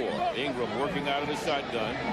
A&M showing blitz. And here they come. Picked up pretty good. Ingram turns the corner. Gets the first down. Still on his feet. 10, 5, touchdown, Alabama State. 32 yards. And that's exactly what Coach Jones was talking about. I mean, the coach from Alabama A&M, he said, we have situations where we don't play with a lot of intensity. You have the turnover by Kelsey Luke, the interception. Then you have Alex Ingram coming back with a dazzling run from scrimmage. No one can tackle him. Quarterback, but he turns it to a running back once he breaks the line of scrimmage. He puts it into the end zone, and now Alabama State is right back in this football game. And for the point after for Alabama State, Anthony Johnson This one is good. He is 12 of 14 in PATs this year, and we have a 4-point ball game, 14-10. Ingram with a 32-yard run. Here, this long sleeve shirt, this reversible fleece vest, plus this team hat, all free. Go to sioffer.com or call 1-800-346-4400.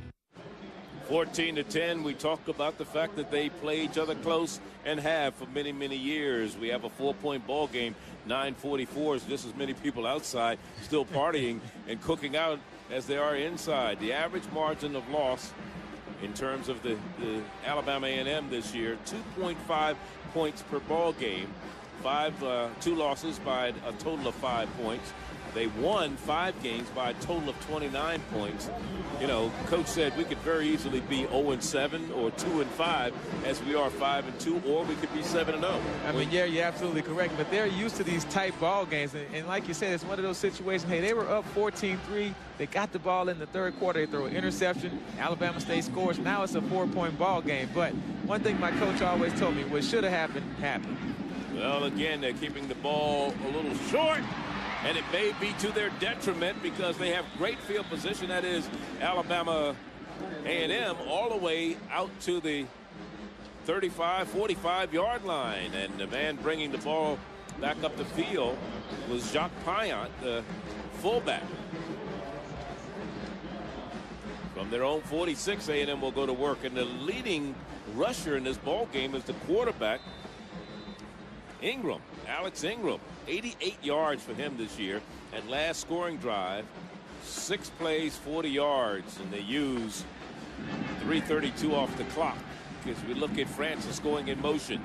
Play action by Kelsey Luke. Under pressure. Lets it out there. Has it complete to O'Neal. O'Neal in the open field. O'Neal at the 20, 15, 10, 5. Down at the 4. Goes Travis O'Neal. Wow, what a response by the Alabama A&M Bulldogs. Man, this guy, Travis O'Neal, we talked about him earlier.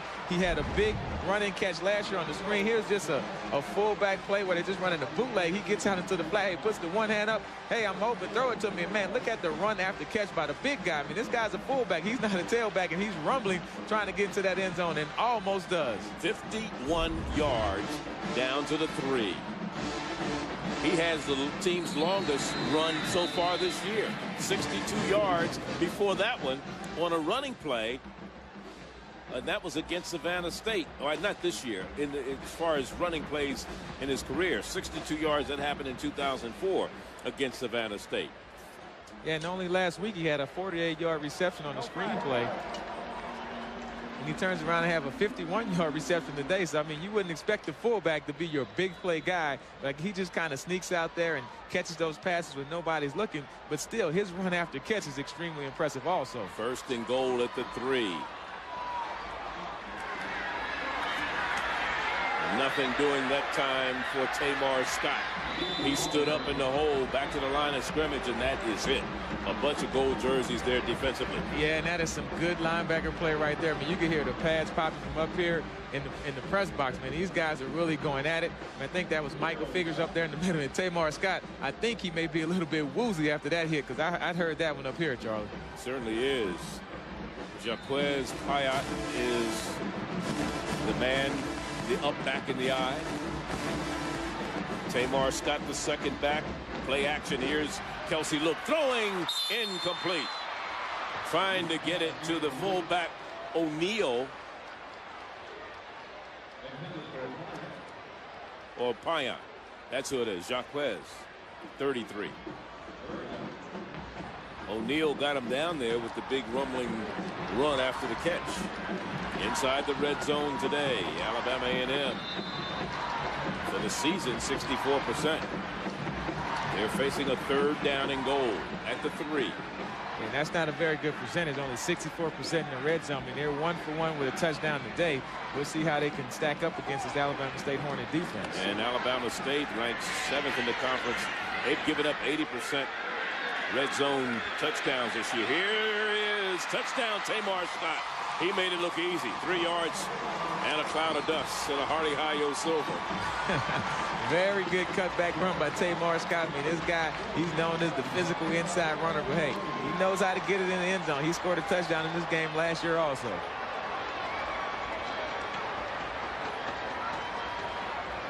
And for the point after, Scott with the 3-yard run.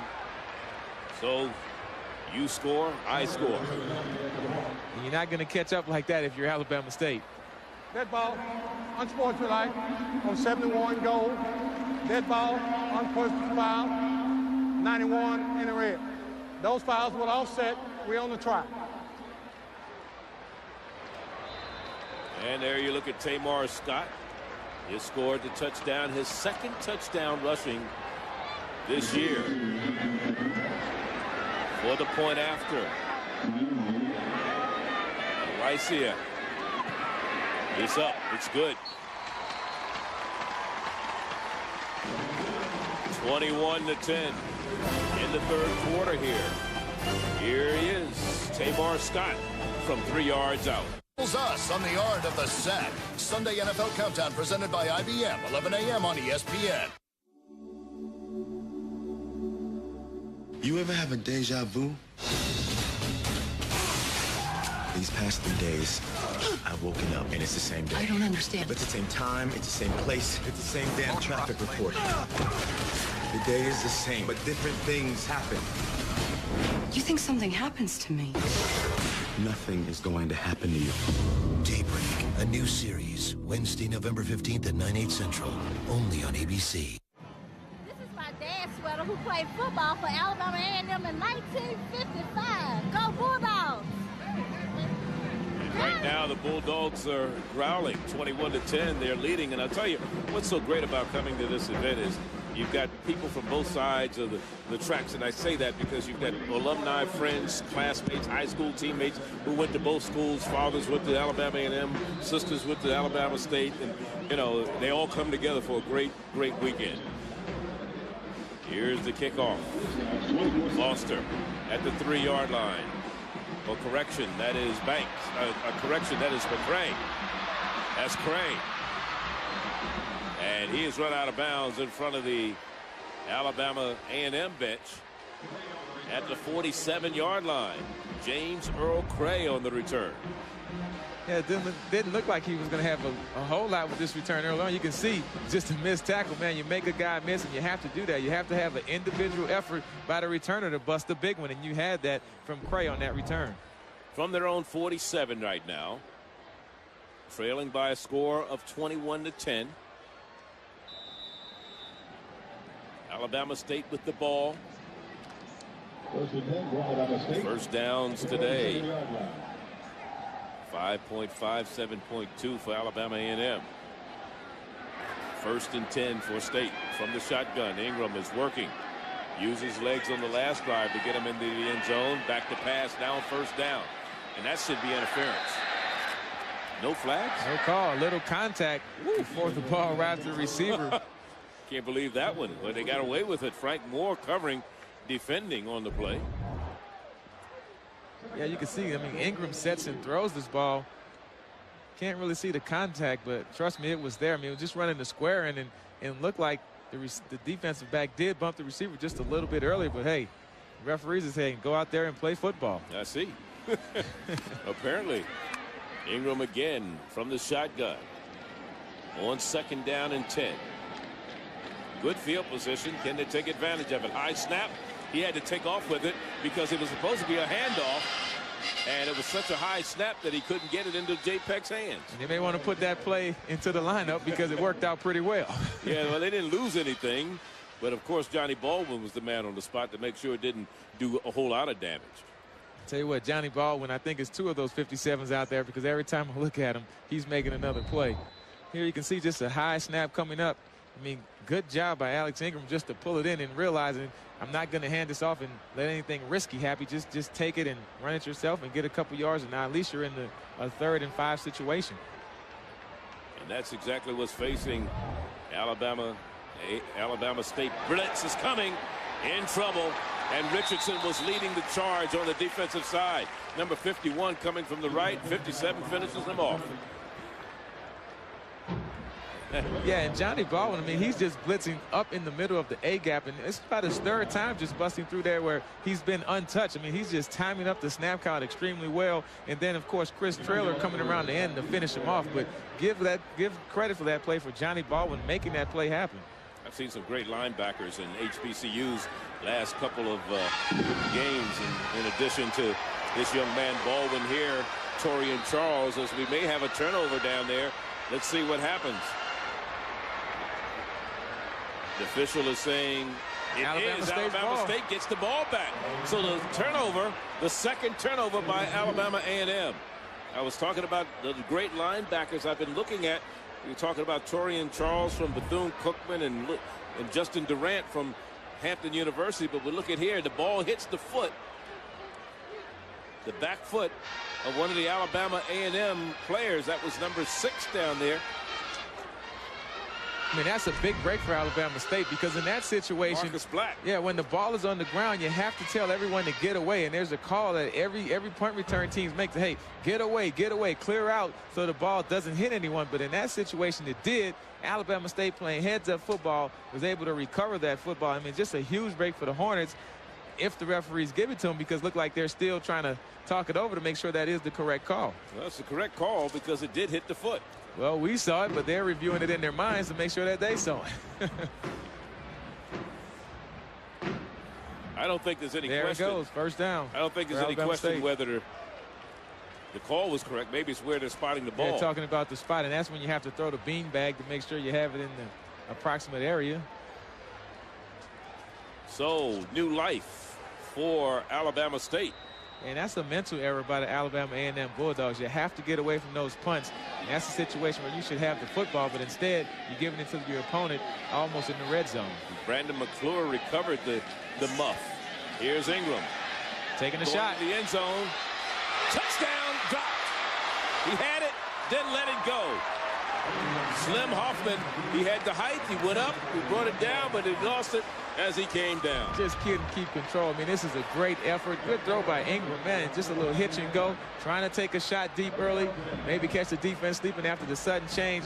But good defense by Frank Moore, man, just staying with it and fighting it to get the ball out of the hands of a much taller receiver, because Hoffman has that catch, but he just can't bring it in. Oh, he's got it right there. But then the defender did a good job of knocking it away. Never quit on the play. He just kept fighting, and he kept struggling until he got the ball out of his hands. Frank Moore was the man, tied for second in the SWAC at interceptions. Didn't give up the TD that time. Second down. Here's the handoff. Off the left side. Cutting back inside is the running back, Jay Peck. Brought down by Johnny Baldwin. Yeah, Johnny Baldwin made it out to the edge of the defense to make that play, but give some credit to Frank Moore. You can see out to the left of your screen, he's playing cat and mouse with the defender, and if he doesn't show up out there, that's a touchdown. He did a good job of fighting off the defender and making the play in space. So now Alabama State is going to call a timeout. They're going to talk things over. They're facing a 3rd and 1 with the ball at the 12-yard line, and this game is kind of lived up to what we talked about at the beginning in terms of closeness and the fact that these two teams like to play each other close to the vest. I mean, all of these games are close, but what I'm seeing here is kind of what Coach Jones talked about. I mean, the weakness of his team is that they don't finish in focus. They kind of have laws where they don't have the intensity that you would want throughout the game, because a couple times it seems like they're ready to bust this game open and take control, and every time the Alabama State Hornets make a play here or there or get a turnover, and they come fighting back to stay into this ball game. In the last 10 years, the largest win, 35-0, 2001 by Alabama State. A&M 17 in 1996. And ESPNU Inside the Polls, presented by Conoco, breaks down the new college football polls each Monday at 6 Eastern. Mike Hall, Mike Gottfried, and Todd McShay will look back at the week that was and look ahead to the big matchups in college football. ESPNU Inside the Polls, presented by Conoco, each Monday at 6 Eastern. For more information, log on to ESPNU.com. There have been 6 shutouts in this game, but we're not going to see that today. But we talk about the closeness of these games in terms of points scored. 3rd and 1, straight ahead.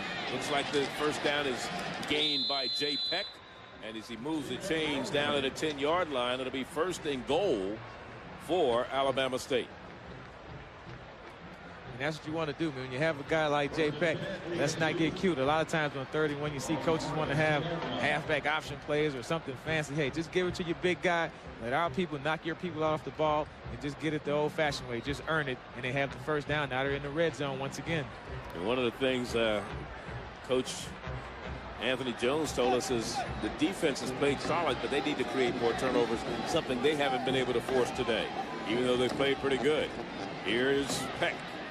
Peck for a couple of yards down to about the 8-yard line. But again, you know, you have to do things on both sides of the ball. You play well, but you got to take away the ball from your opposition sometime. I mean, coming into the game, they've only had 8 interceptions. As you look at the numbers on Peck, you know the leading rusher in this game is the quarterback, Ingram. Yeah, I mean, Ingram and Peck, I mean, they're combining today to give Alabama State a very effective rushing game, and they're still controlling the clock. All they have to do is try to put some points on the board, and they'll be right back in this football game. 2nd down and 8. Peck in the backfield, play action, under trouble. Hey, will not get this one off. That is Ingram. Big number 55 coming in there to make the stop defensively is Avery Molan, the linebacker. Yeah, just tons of pressure. Whenever they get into the red zone, man, A&M is bringing everybody blitzing 8 and covering with the rest of the guys. Any type of pass play that State's going to attempt is going to have to be quick. They're going to have to get it out of Ingram's hand, let it be a one receiver route where he can just pick it up and throw it, because if he stands in the backfield, drops back, the Bulldogs are bringing a ton of pressure on all of passing situations. 3rd and goal from the 19-yard line. Working out of the shotgun. Showing blitz again. Here they come. Has a little room. Trying to buy some time. Throws it with a man hanging on his foot. Somehow the quarterback, I'll tell you, we've seen Ingram do that all day today. He had Molan hanging on his foot. He also had big number 99, that is David Winston, hanging on his foot.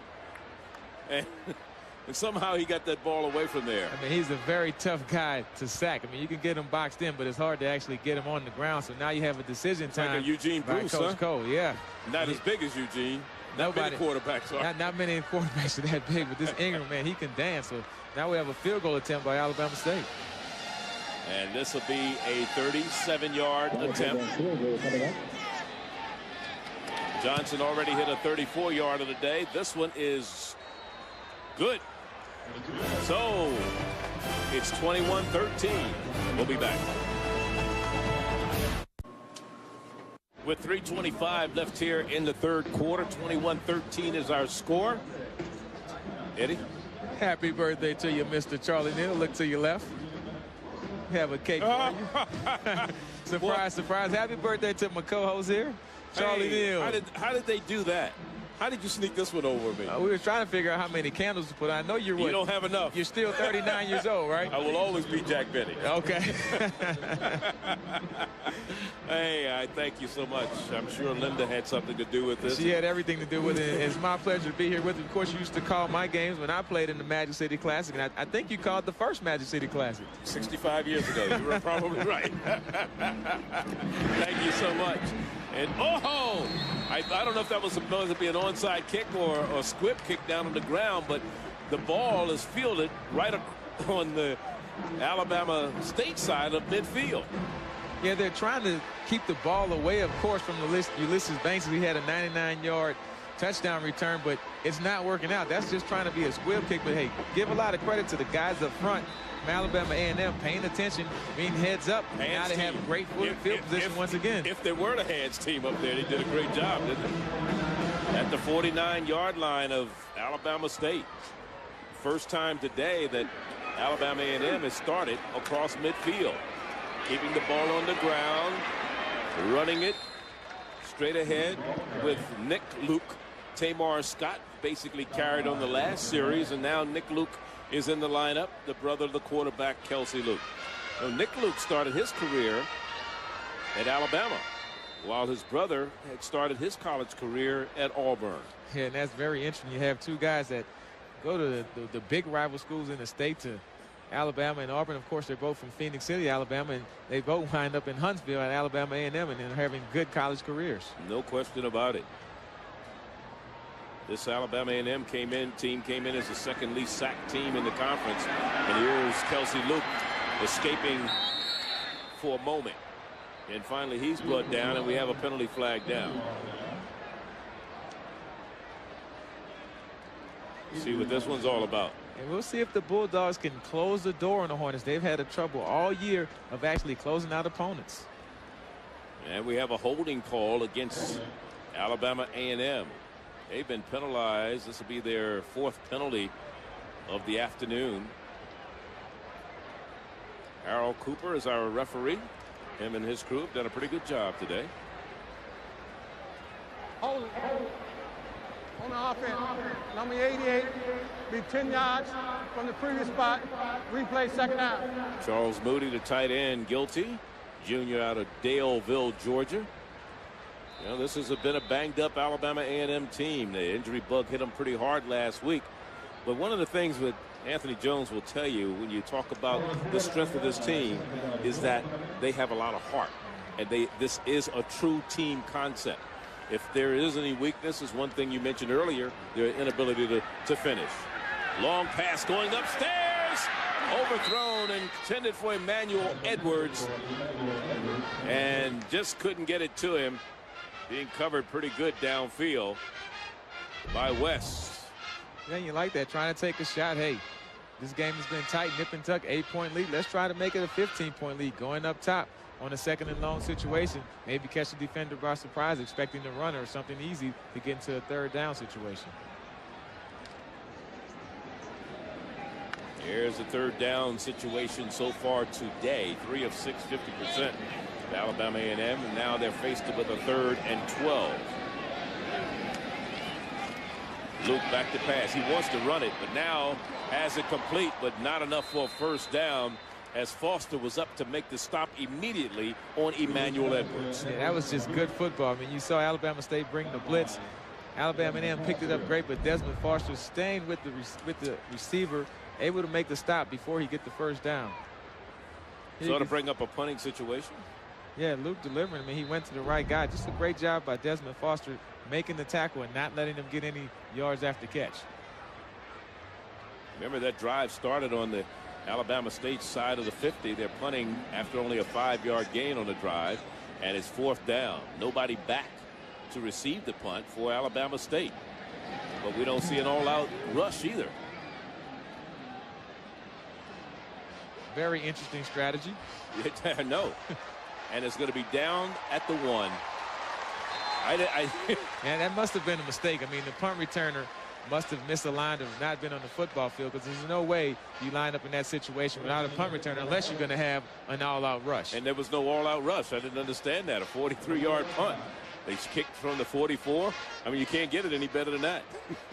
Yeah, some special teams miscues by both teams, but especially by Alabama State giving up the long touchdown return. And now this situation where you have your team backed up on its own 1-yard line. And let's see if the Alabama State defense and those linebackers that they've done such a great job today with Richardson and Traylor and Lockhart and Mullen and those guys, Nelson, can create some havoc back here, because Alabama State is in its own end zone for all practical purposes.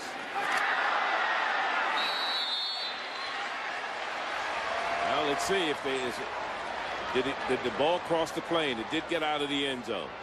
It wasn't far. This is when your defense can really tee off and take chances, right? I mean, every time if you get past the first wave, now you might have a 99-yard touchdown. Yeah, but you take your chance. I mean, every team I've played on, when we had teams backed up on their own 1-yard line, we looked at this as an opportunity to score points on defense. You can see, looked like that ball may have been on the ground. I mean, he almost lost that football. Well, you know, I think it might have, because I saw two officials. There you go. It's a fumble. So that ball was actually officials on the ground. did throw that white beanbag. Yeah, very fortunate. The Alabama State recovered that ball and then didn't recover it in their end zone where it would have been a safety. That's going to be the end of the 3rd quarter. We have 15 minutes of football left here in the 65th edition of the Magic City Classic. 21-13 is the score. Alabama A&M leading by 8. But Alabama State, they have their backs to the wall. You can discover the secret to million-dollar abs.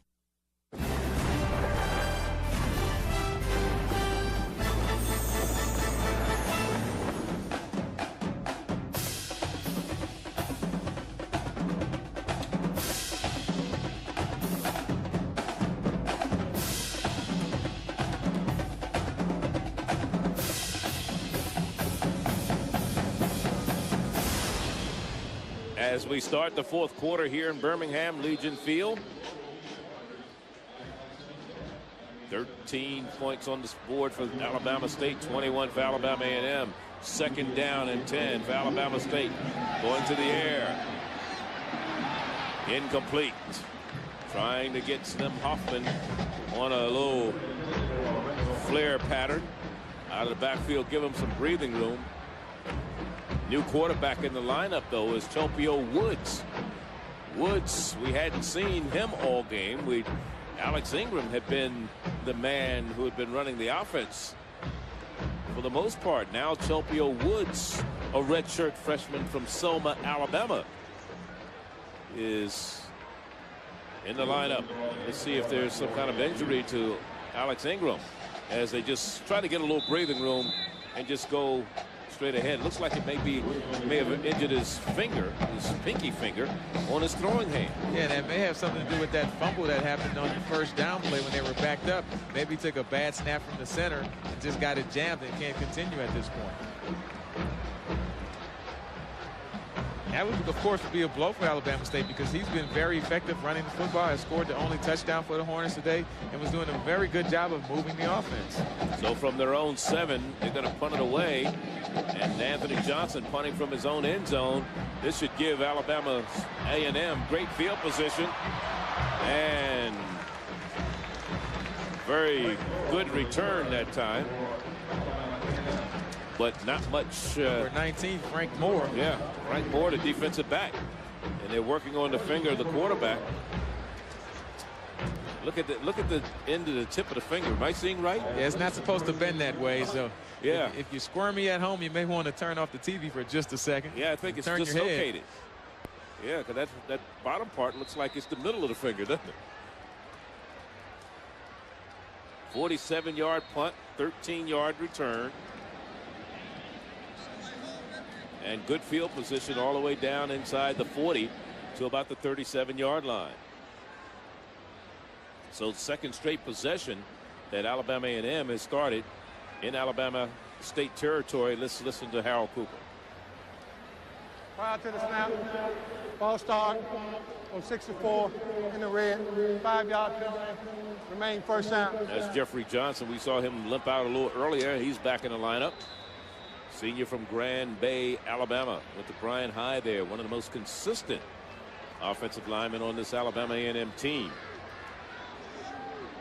Under 14 minutes to play. Francis is the man in motion. Coming back on a counter play. Nick Luke fumbled the ball. Alabama State has it. Or no. Maybe he got lucky. Alabama A&M did get it back. I think one of the linemen came up with the fumble recovery. Christian Smith. What a story he is. Yeah, and that ball just bounces out on Nick Luke. Very, very fortunate for the A&M Bulldogs. I mean, they've had some turnovers in key situations. Actually stripped out by one of the Alabama State defenders. And great opportunity for Alabama State to recover that ball, and they just couldn't pull it in. Of course, Christian Smith, the senior from San Diego, California, preseason second-team all-conference selection, was a finalist for the Dratty Award.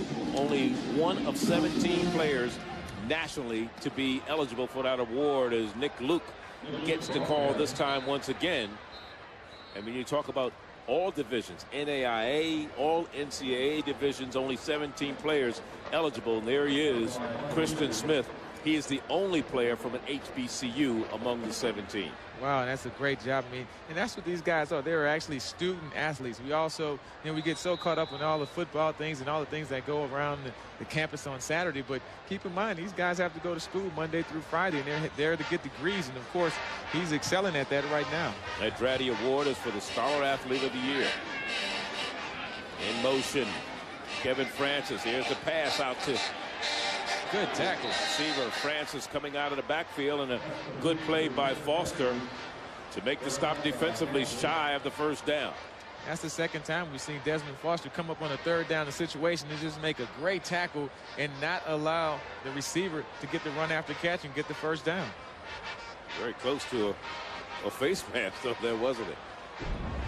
But it's gonna be a fourth down facing Alabama A&M. Fourth down and about 2. The ball at the 30-yard line.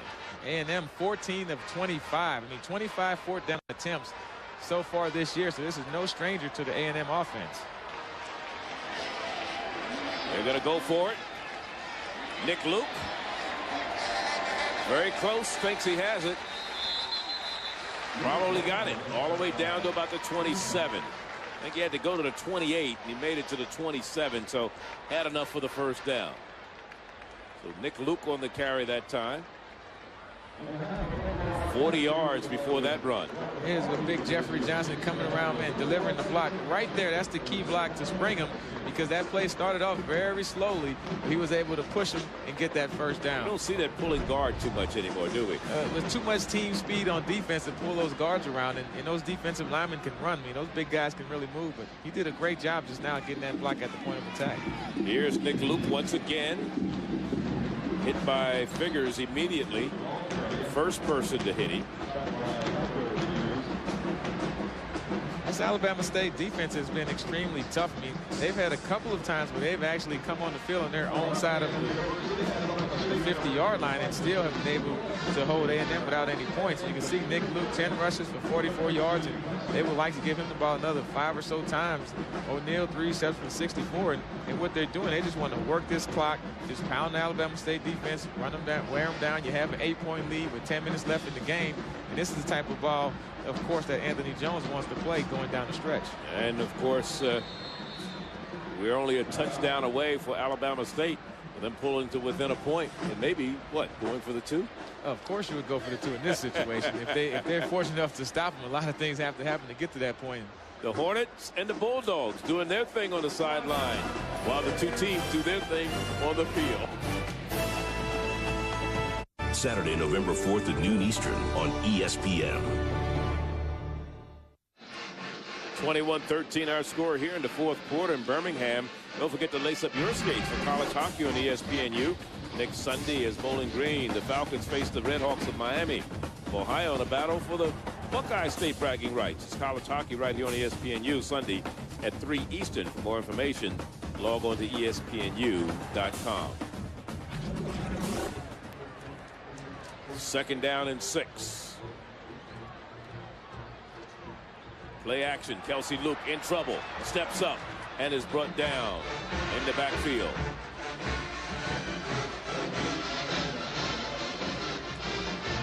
There's the ball control by Alabama State. They have the time of possession advantage so far, but they're trailing by 8 on the scoreboard, and they've run more plays. And of course, the big play in this game still is the 99-yard kickoff return. There's the total yards coming up. 200 for Alabama State, 205 for Alabama A&M. That's pretty equal. Yeah, everything is extremely even, but like you said earlier, man, that big kickoff return by the freshman Ulysses Banks is definitely the difference in this ball game.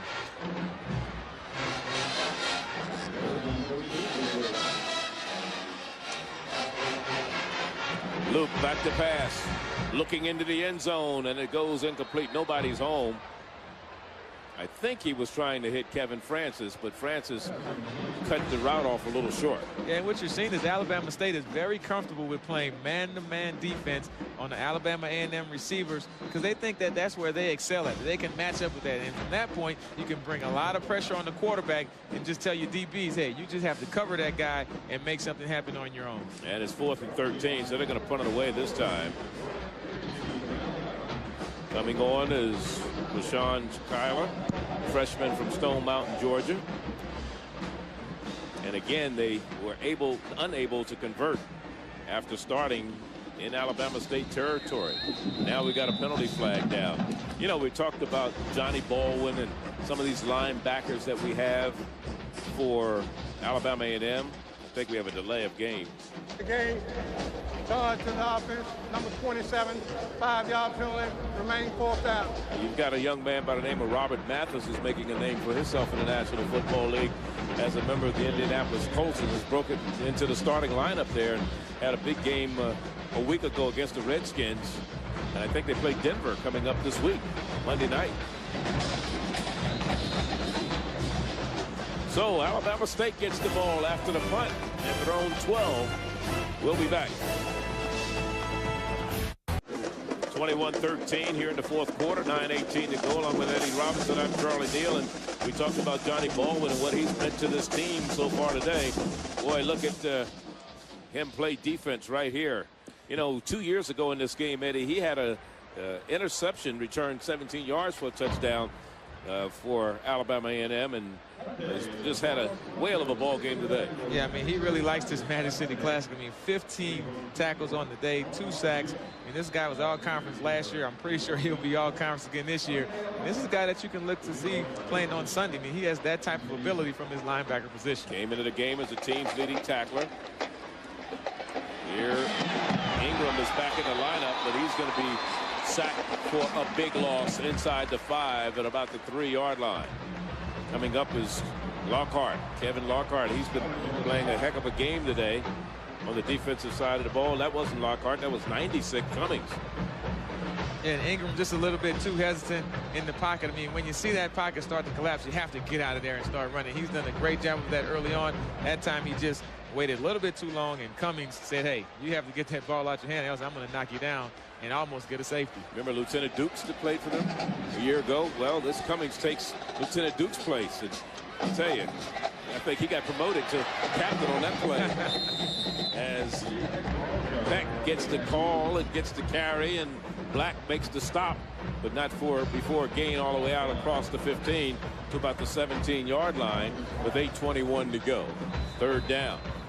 And Alabama State has to be careful of trying to pass the ball too much. You have to keep in mind here, we're a run-first team. Jay Peck, the 2nd leading rusher in the conference. You still have time. 8 minutes to go in this ball game. You're only down 1 possession. You can go score the touchdown and still go for 2 and tie it up. So still have your runs and passes at your disposal right now.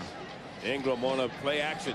In trouble from behind. Gets it away, unfortunately. But it goes incomplete. But the pressure, and he's a little slow getting up. The pressure was put on from behind, and he's already had the finger problem dislocated, and now he is sacked. Yeah, remember, he came into this game with a banged-up shoulder also. They were trying to get a little quick screenplay, and, man, look at that A&M defense. I mean, those guys are coming from everywhere you can. The body's not meant to go like this. Not that way, yeah. Man. See, he's hit down below by Harper, and Mullen gets him up high. And you have to be a contortionist for your body to twist in that position. And this kind of reminds me of my conversation I had with defensive coordinator Bronski Towns. I said, hey, you have a couple of young quarterbacks. You have anything special for him tomorrow? And he just kind of smiled and laughed at me. And now I see what he had planned. He knew that he was going to bring pressure on these young quarterbacks and try to force them to make fast decisions. And so far, I mean, Ingram has been effective, but he's been roughed up also. This A&M Bulldog defense has put a lot of pressure on him today. Ball at the 17. They'll punt it away. Under 8 minutes to go.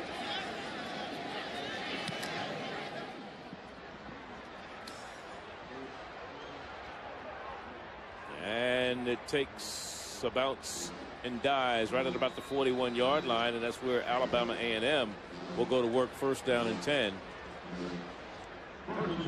With 7:40 to go, we have an 8-point ball game here in Birmingham. Wednesday, Wizards Cavaliers and Clippers Suns. Coverage begins at 7. 21-13 our score. Alabama A&M by 8 over Alabama State with 7:40 to go. Let's look again and revisit the standings as they come into today's contest in the Eastern Division. You know, Jackson State, who's on top right now, was picked to finish 4th in the preseason polls. Alabama A&M was picked to finish on top. All corners right where they were picked to be, as is Mississippi Valley. Well, actually, Mississippi Valley was picked to finish 2nd, and Alabama State to finish 5th. And it shows the importance of this game with a big matchup coming up with Jackson State and Alabama A&M next week. Yeah, I mean, if Alabama A&M can pull off this victory so far, I mean, they're doing well. It'll be a huge matchup against Jackson State, and that will be for the outright Eastern Division lead. This Alabama A&M team, as you look at ball control right now, Alabama State still has the edge by 5 minutes. Almost 5 minutes in the game. 3 times Alabama A&M has been in the SWAC championship. They lost to Grambling each time, 14-6 under Ron Cooper in 2000, and then 31-19 to Grambling in 2002, and 45-6 a year ago. And here goes Tamar Scott, and Tamar Scott for a couple of yards for Alabama A&M, who's going to try to run this clock out. I mean, that's the smart thing to do at this juncture. Plus, you have a veteran quarterback like Kelsey Luke. I mean, he is a guy who knows how to control the clock and the game in the fourth quarter. I mean, he always plays extremely well going down the stretch. Don't look for him to make any bad mistakes or bad decisions, and they have a lot of confidence in his ability to run or throw the ball at the correct time. He's completed 9 of 17 passes, though he's thrown a pick today, but he has 132 yards. But they're not really a pass-happy team. Not at all. And if they do, they're short control passes. Delay of game again on Alabama A&M. 6th time they've been penalized, or 7th time they've been penalized today. 40 yards in penalties. And that's costly because you go from 2nd and 8 to 2nd and 13. That's a huge advantage for your defense. And you can see Alabama State is bringing in a substitution package, so maybe they're going to bring some more pressure on quarterback Kelsey Luke. Anthony Jones has taken his team to the SWAC championship twice. Of course, that SWAC championship will be played east against the west December 16th in the same Legion Field here in Birmingham, Alabama. Who will it be this year? Will it be Arkansas Pine Bluff or Grambling representing the west? Jackson or A&M with the east? Here's Kelsey Luke trying to get to the corner. Run out of bounds in front of the Alabama A&M bench. And it'll bring up a 3rd down. No gain on the play. You have to give credit to this Alabama State defense. They've played extremely well today. I mean, there's 21 points on the scoreboard. Of course, 1 touchdown was from a kickoff return, so they've only given up 14 points, but there's been plenty of situations where they've actually come on the field where the ball was on their side of the 50-yard line. So far, they're playing an extremely good defensive football game, and they've had the turnover with the Desmond Foster interception. Out of the 3 conference losses for Alabama State, only 2 of them, I should say, or by a total of 7 points. So this team could very easily be 5-1 as far as the SWAC is concerned in the Eastern Division, as Luke gets the pass out, complete. Not enough for a 1st down, though. That was a 3rd down play. He did get it complete. As Mitchell made the catch, Anthony Mitchell, number 84. Lil Harrison was the man defending, number 29 there, sophomore from Baton Rouge, Louisiana. So to bring up a punting situation once again from their own 48-yard line. You have Michael Coe deep. Of course, he's a coach's son, and he's 2nd in 1AA with an 8.4 punt return average. We'll see if he can make a big play on this return.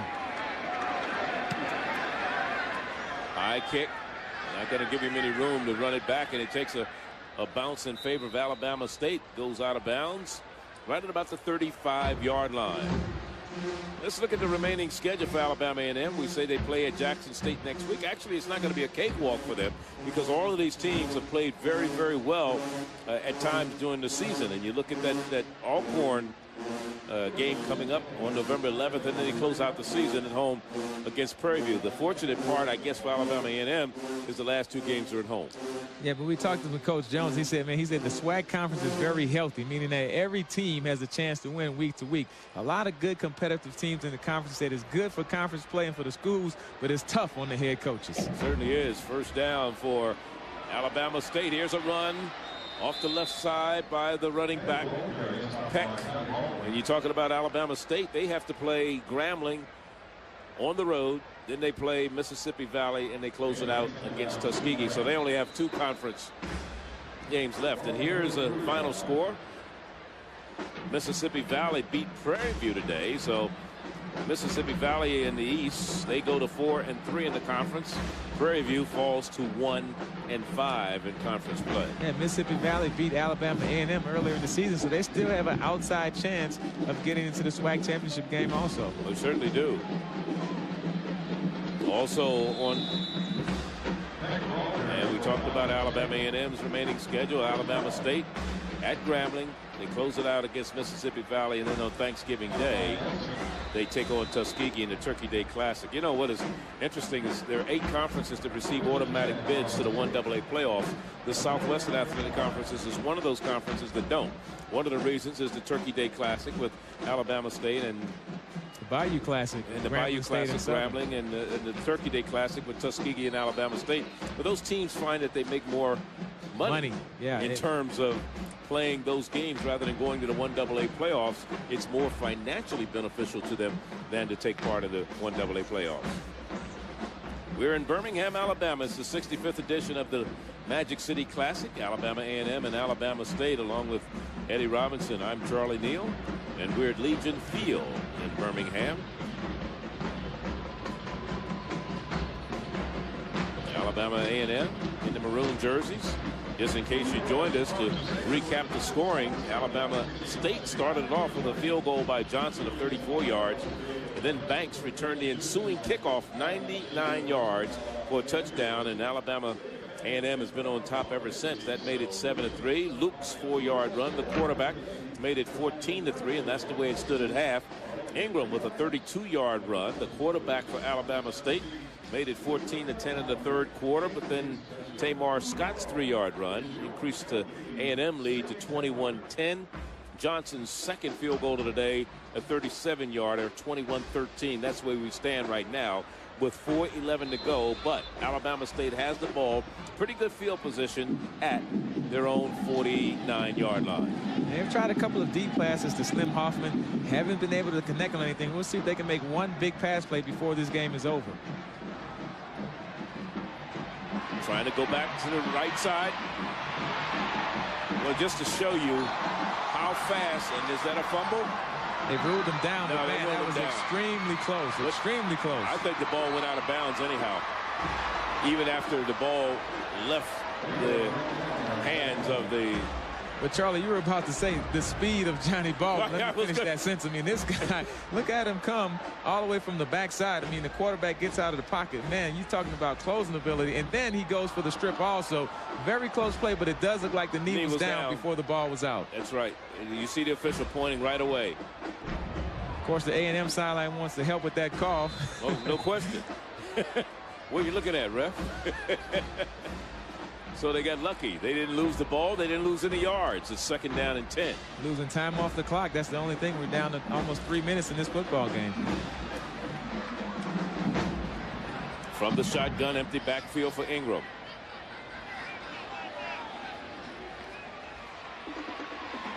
Pressure coming again. Throws it out, incomplete. You cannot get down the field and get first downs with 3-yard passes, and that one to Hars.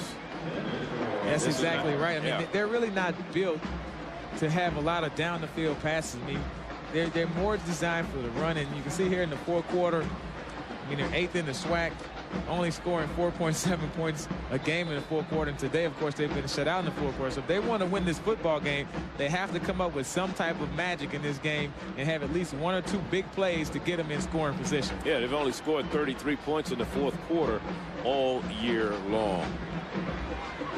And 41 points is all that Alabama State has given up in the fourth quarter. Or Alabama A&M, rather, has given up in the fourth quarter. This one goes incomplete. Too low again for James Earl Craig. But again, the pressure that they're putting on Ingram is relentless. Yeah, I mean, I think sometimes he's kind of feeling ghost a little bit. I mean, he had time to step up and complete this pass. When you're a running quarterback, you're used to getting in the pocket and nothing's open, you take off running. It's kind of hard to just sit back there and not dance your feet and move around and want to take off running. So he just has to settle down. He has some open receivers downfield. If he can get protection, he just has to step up and make a throw and complete a pass. A lot of youth on this Alabama State team, but you have to grow up fast. And after 7 games in the season, you're not a freshman anymore, are you, Eddie?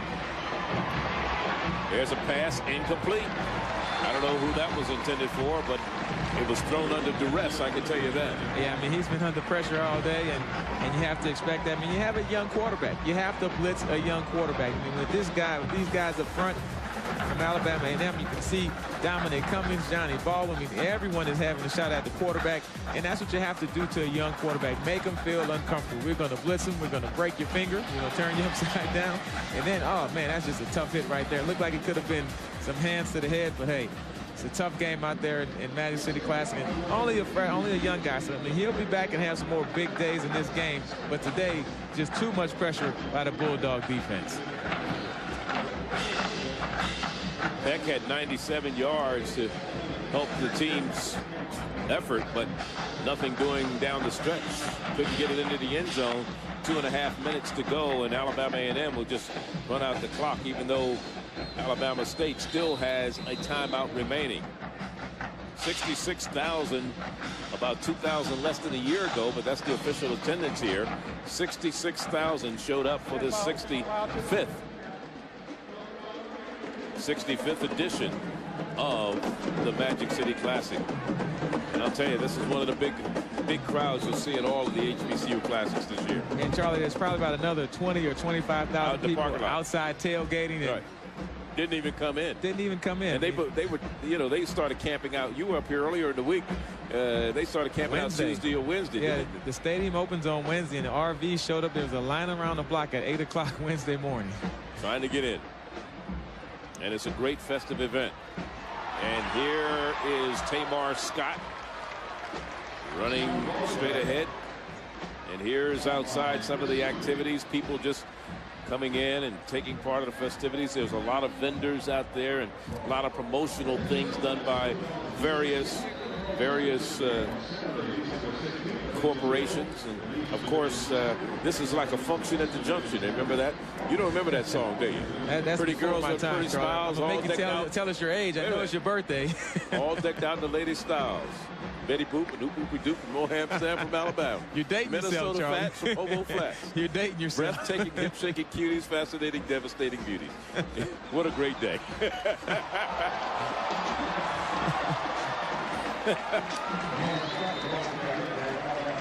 But I tell you what makes this game so special is it's not just the alumni that get involved in this game, but it's also the city of Birmingham. You just have a lot of people who didn't go to Alabama State or A&M, but they just really participate. They come out here and tailgate. It's just a great weekend for the whole city of Birmingham. The Magic City Classic, a very special event, no matter what team you're rooting for.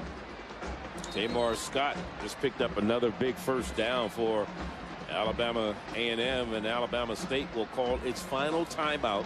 58 seconds to go in this one. And again, we talked about the time of possession. Alabama A&M averages 35 minutes per game. Today they were held way under their average, about 8 minutes.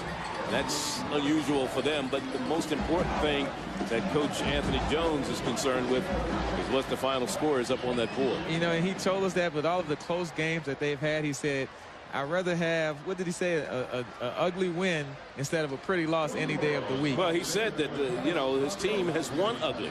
Those 5 games that they won, I mean, you look at their schedule, they beat Tennessee State by 7 points. They beat Grambling in overtime by 3. They lost to Mississippi Valley by 3. They beat Texas Southern by 5. They beat Southern by 7. They beat Stillman by 7. They lose to Arkansas Pine Bluff by 2.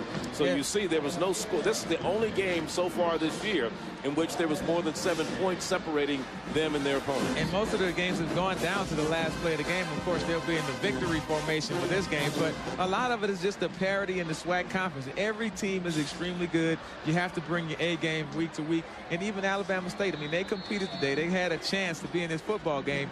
They're probably going to lose by 8 points, and the margin of victory is that kickoff return for 99 yards. If not for that, I mean, then you're talking about a 1-point ball game once again. No question about it. And how big was that kickoff return by Ulysses Banks at 99 yards? It came right after.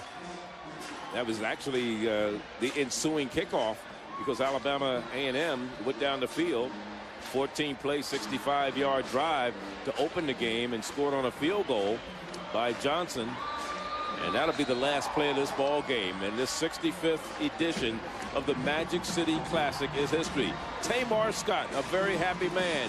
46 yards and a touchdown for him this afternoon from Demopolis, Alabama. Boy, is he happy. Looks like T.O. standing on the star, doesn't he? He's standing on the S.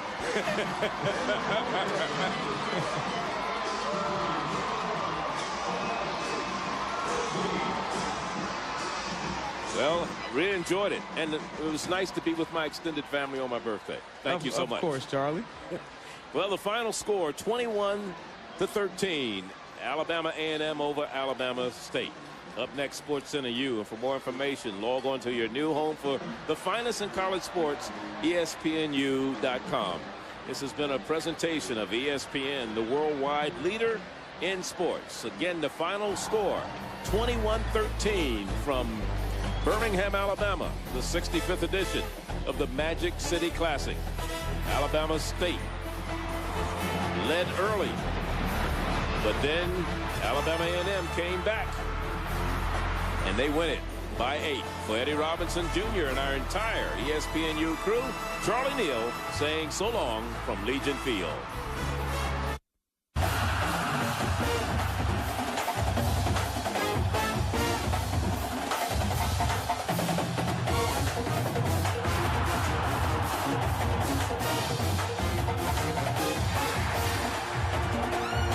Saturday Night Football on ABC, presented by Southwest Airlines, Virginia Tech Miami, UCLA Cal, or other regional action. Next Saturday at 8, college football lives here. Shivering upon their chests.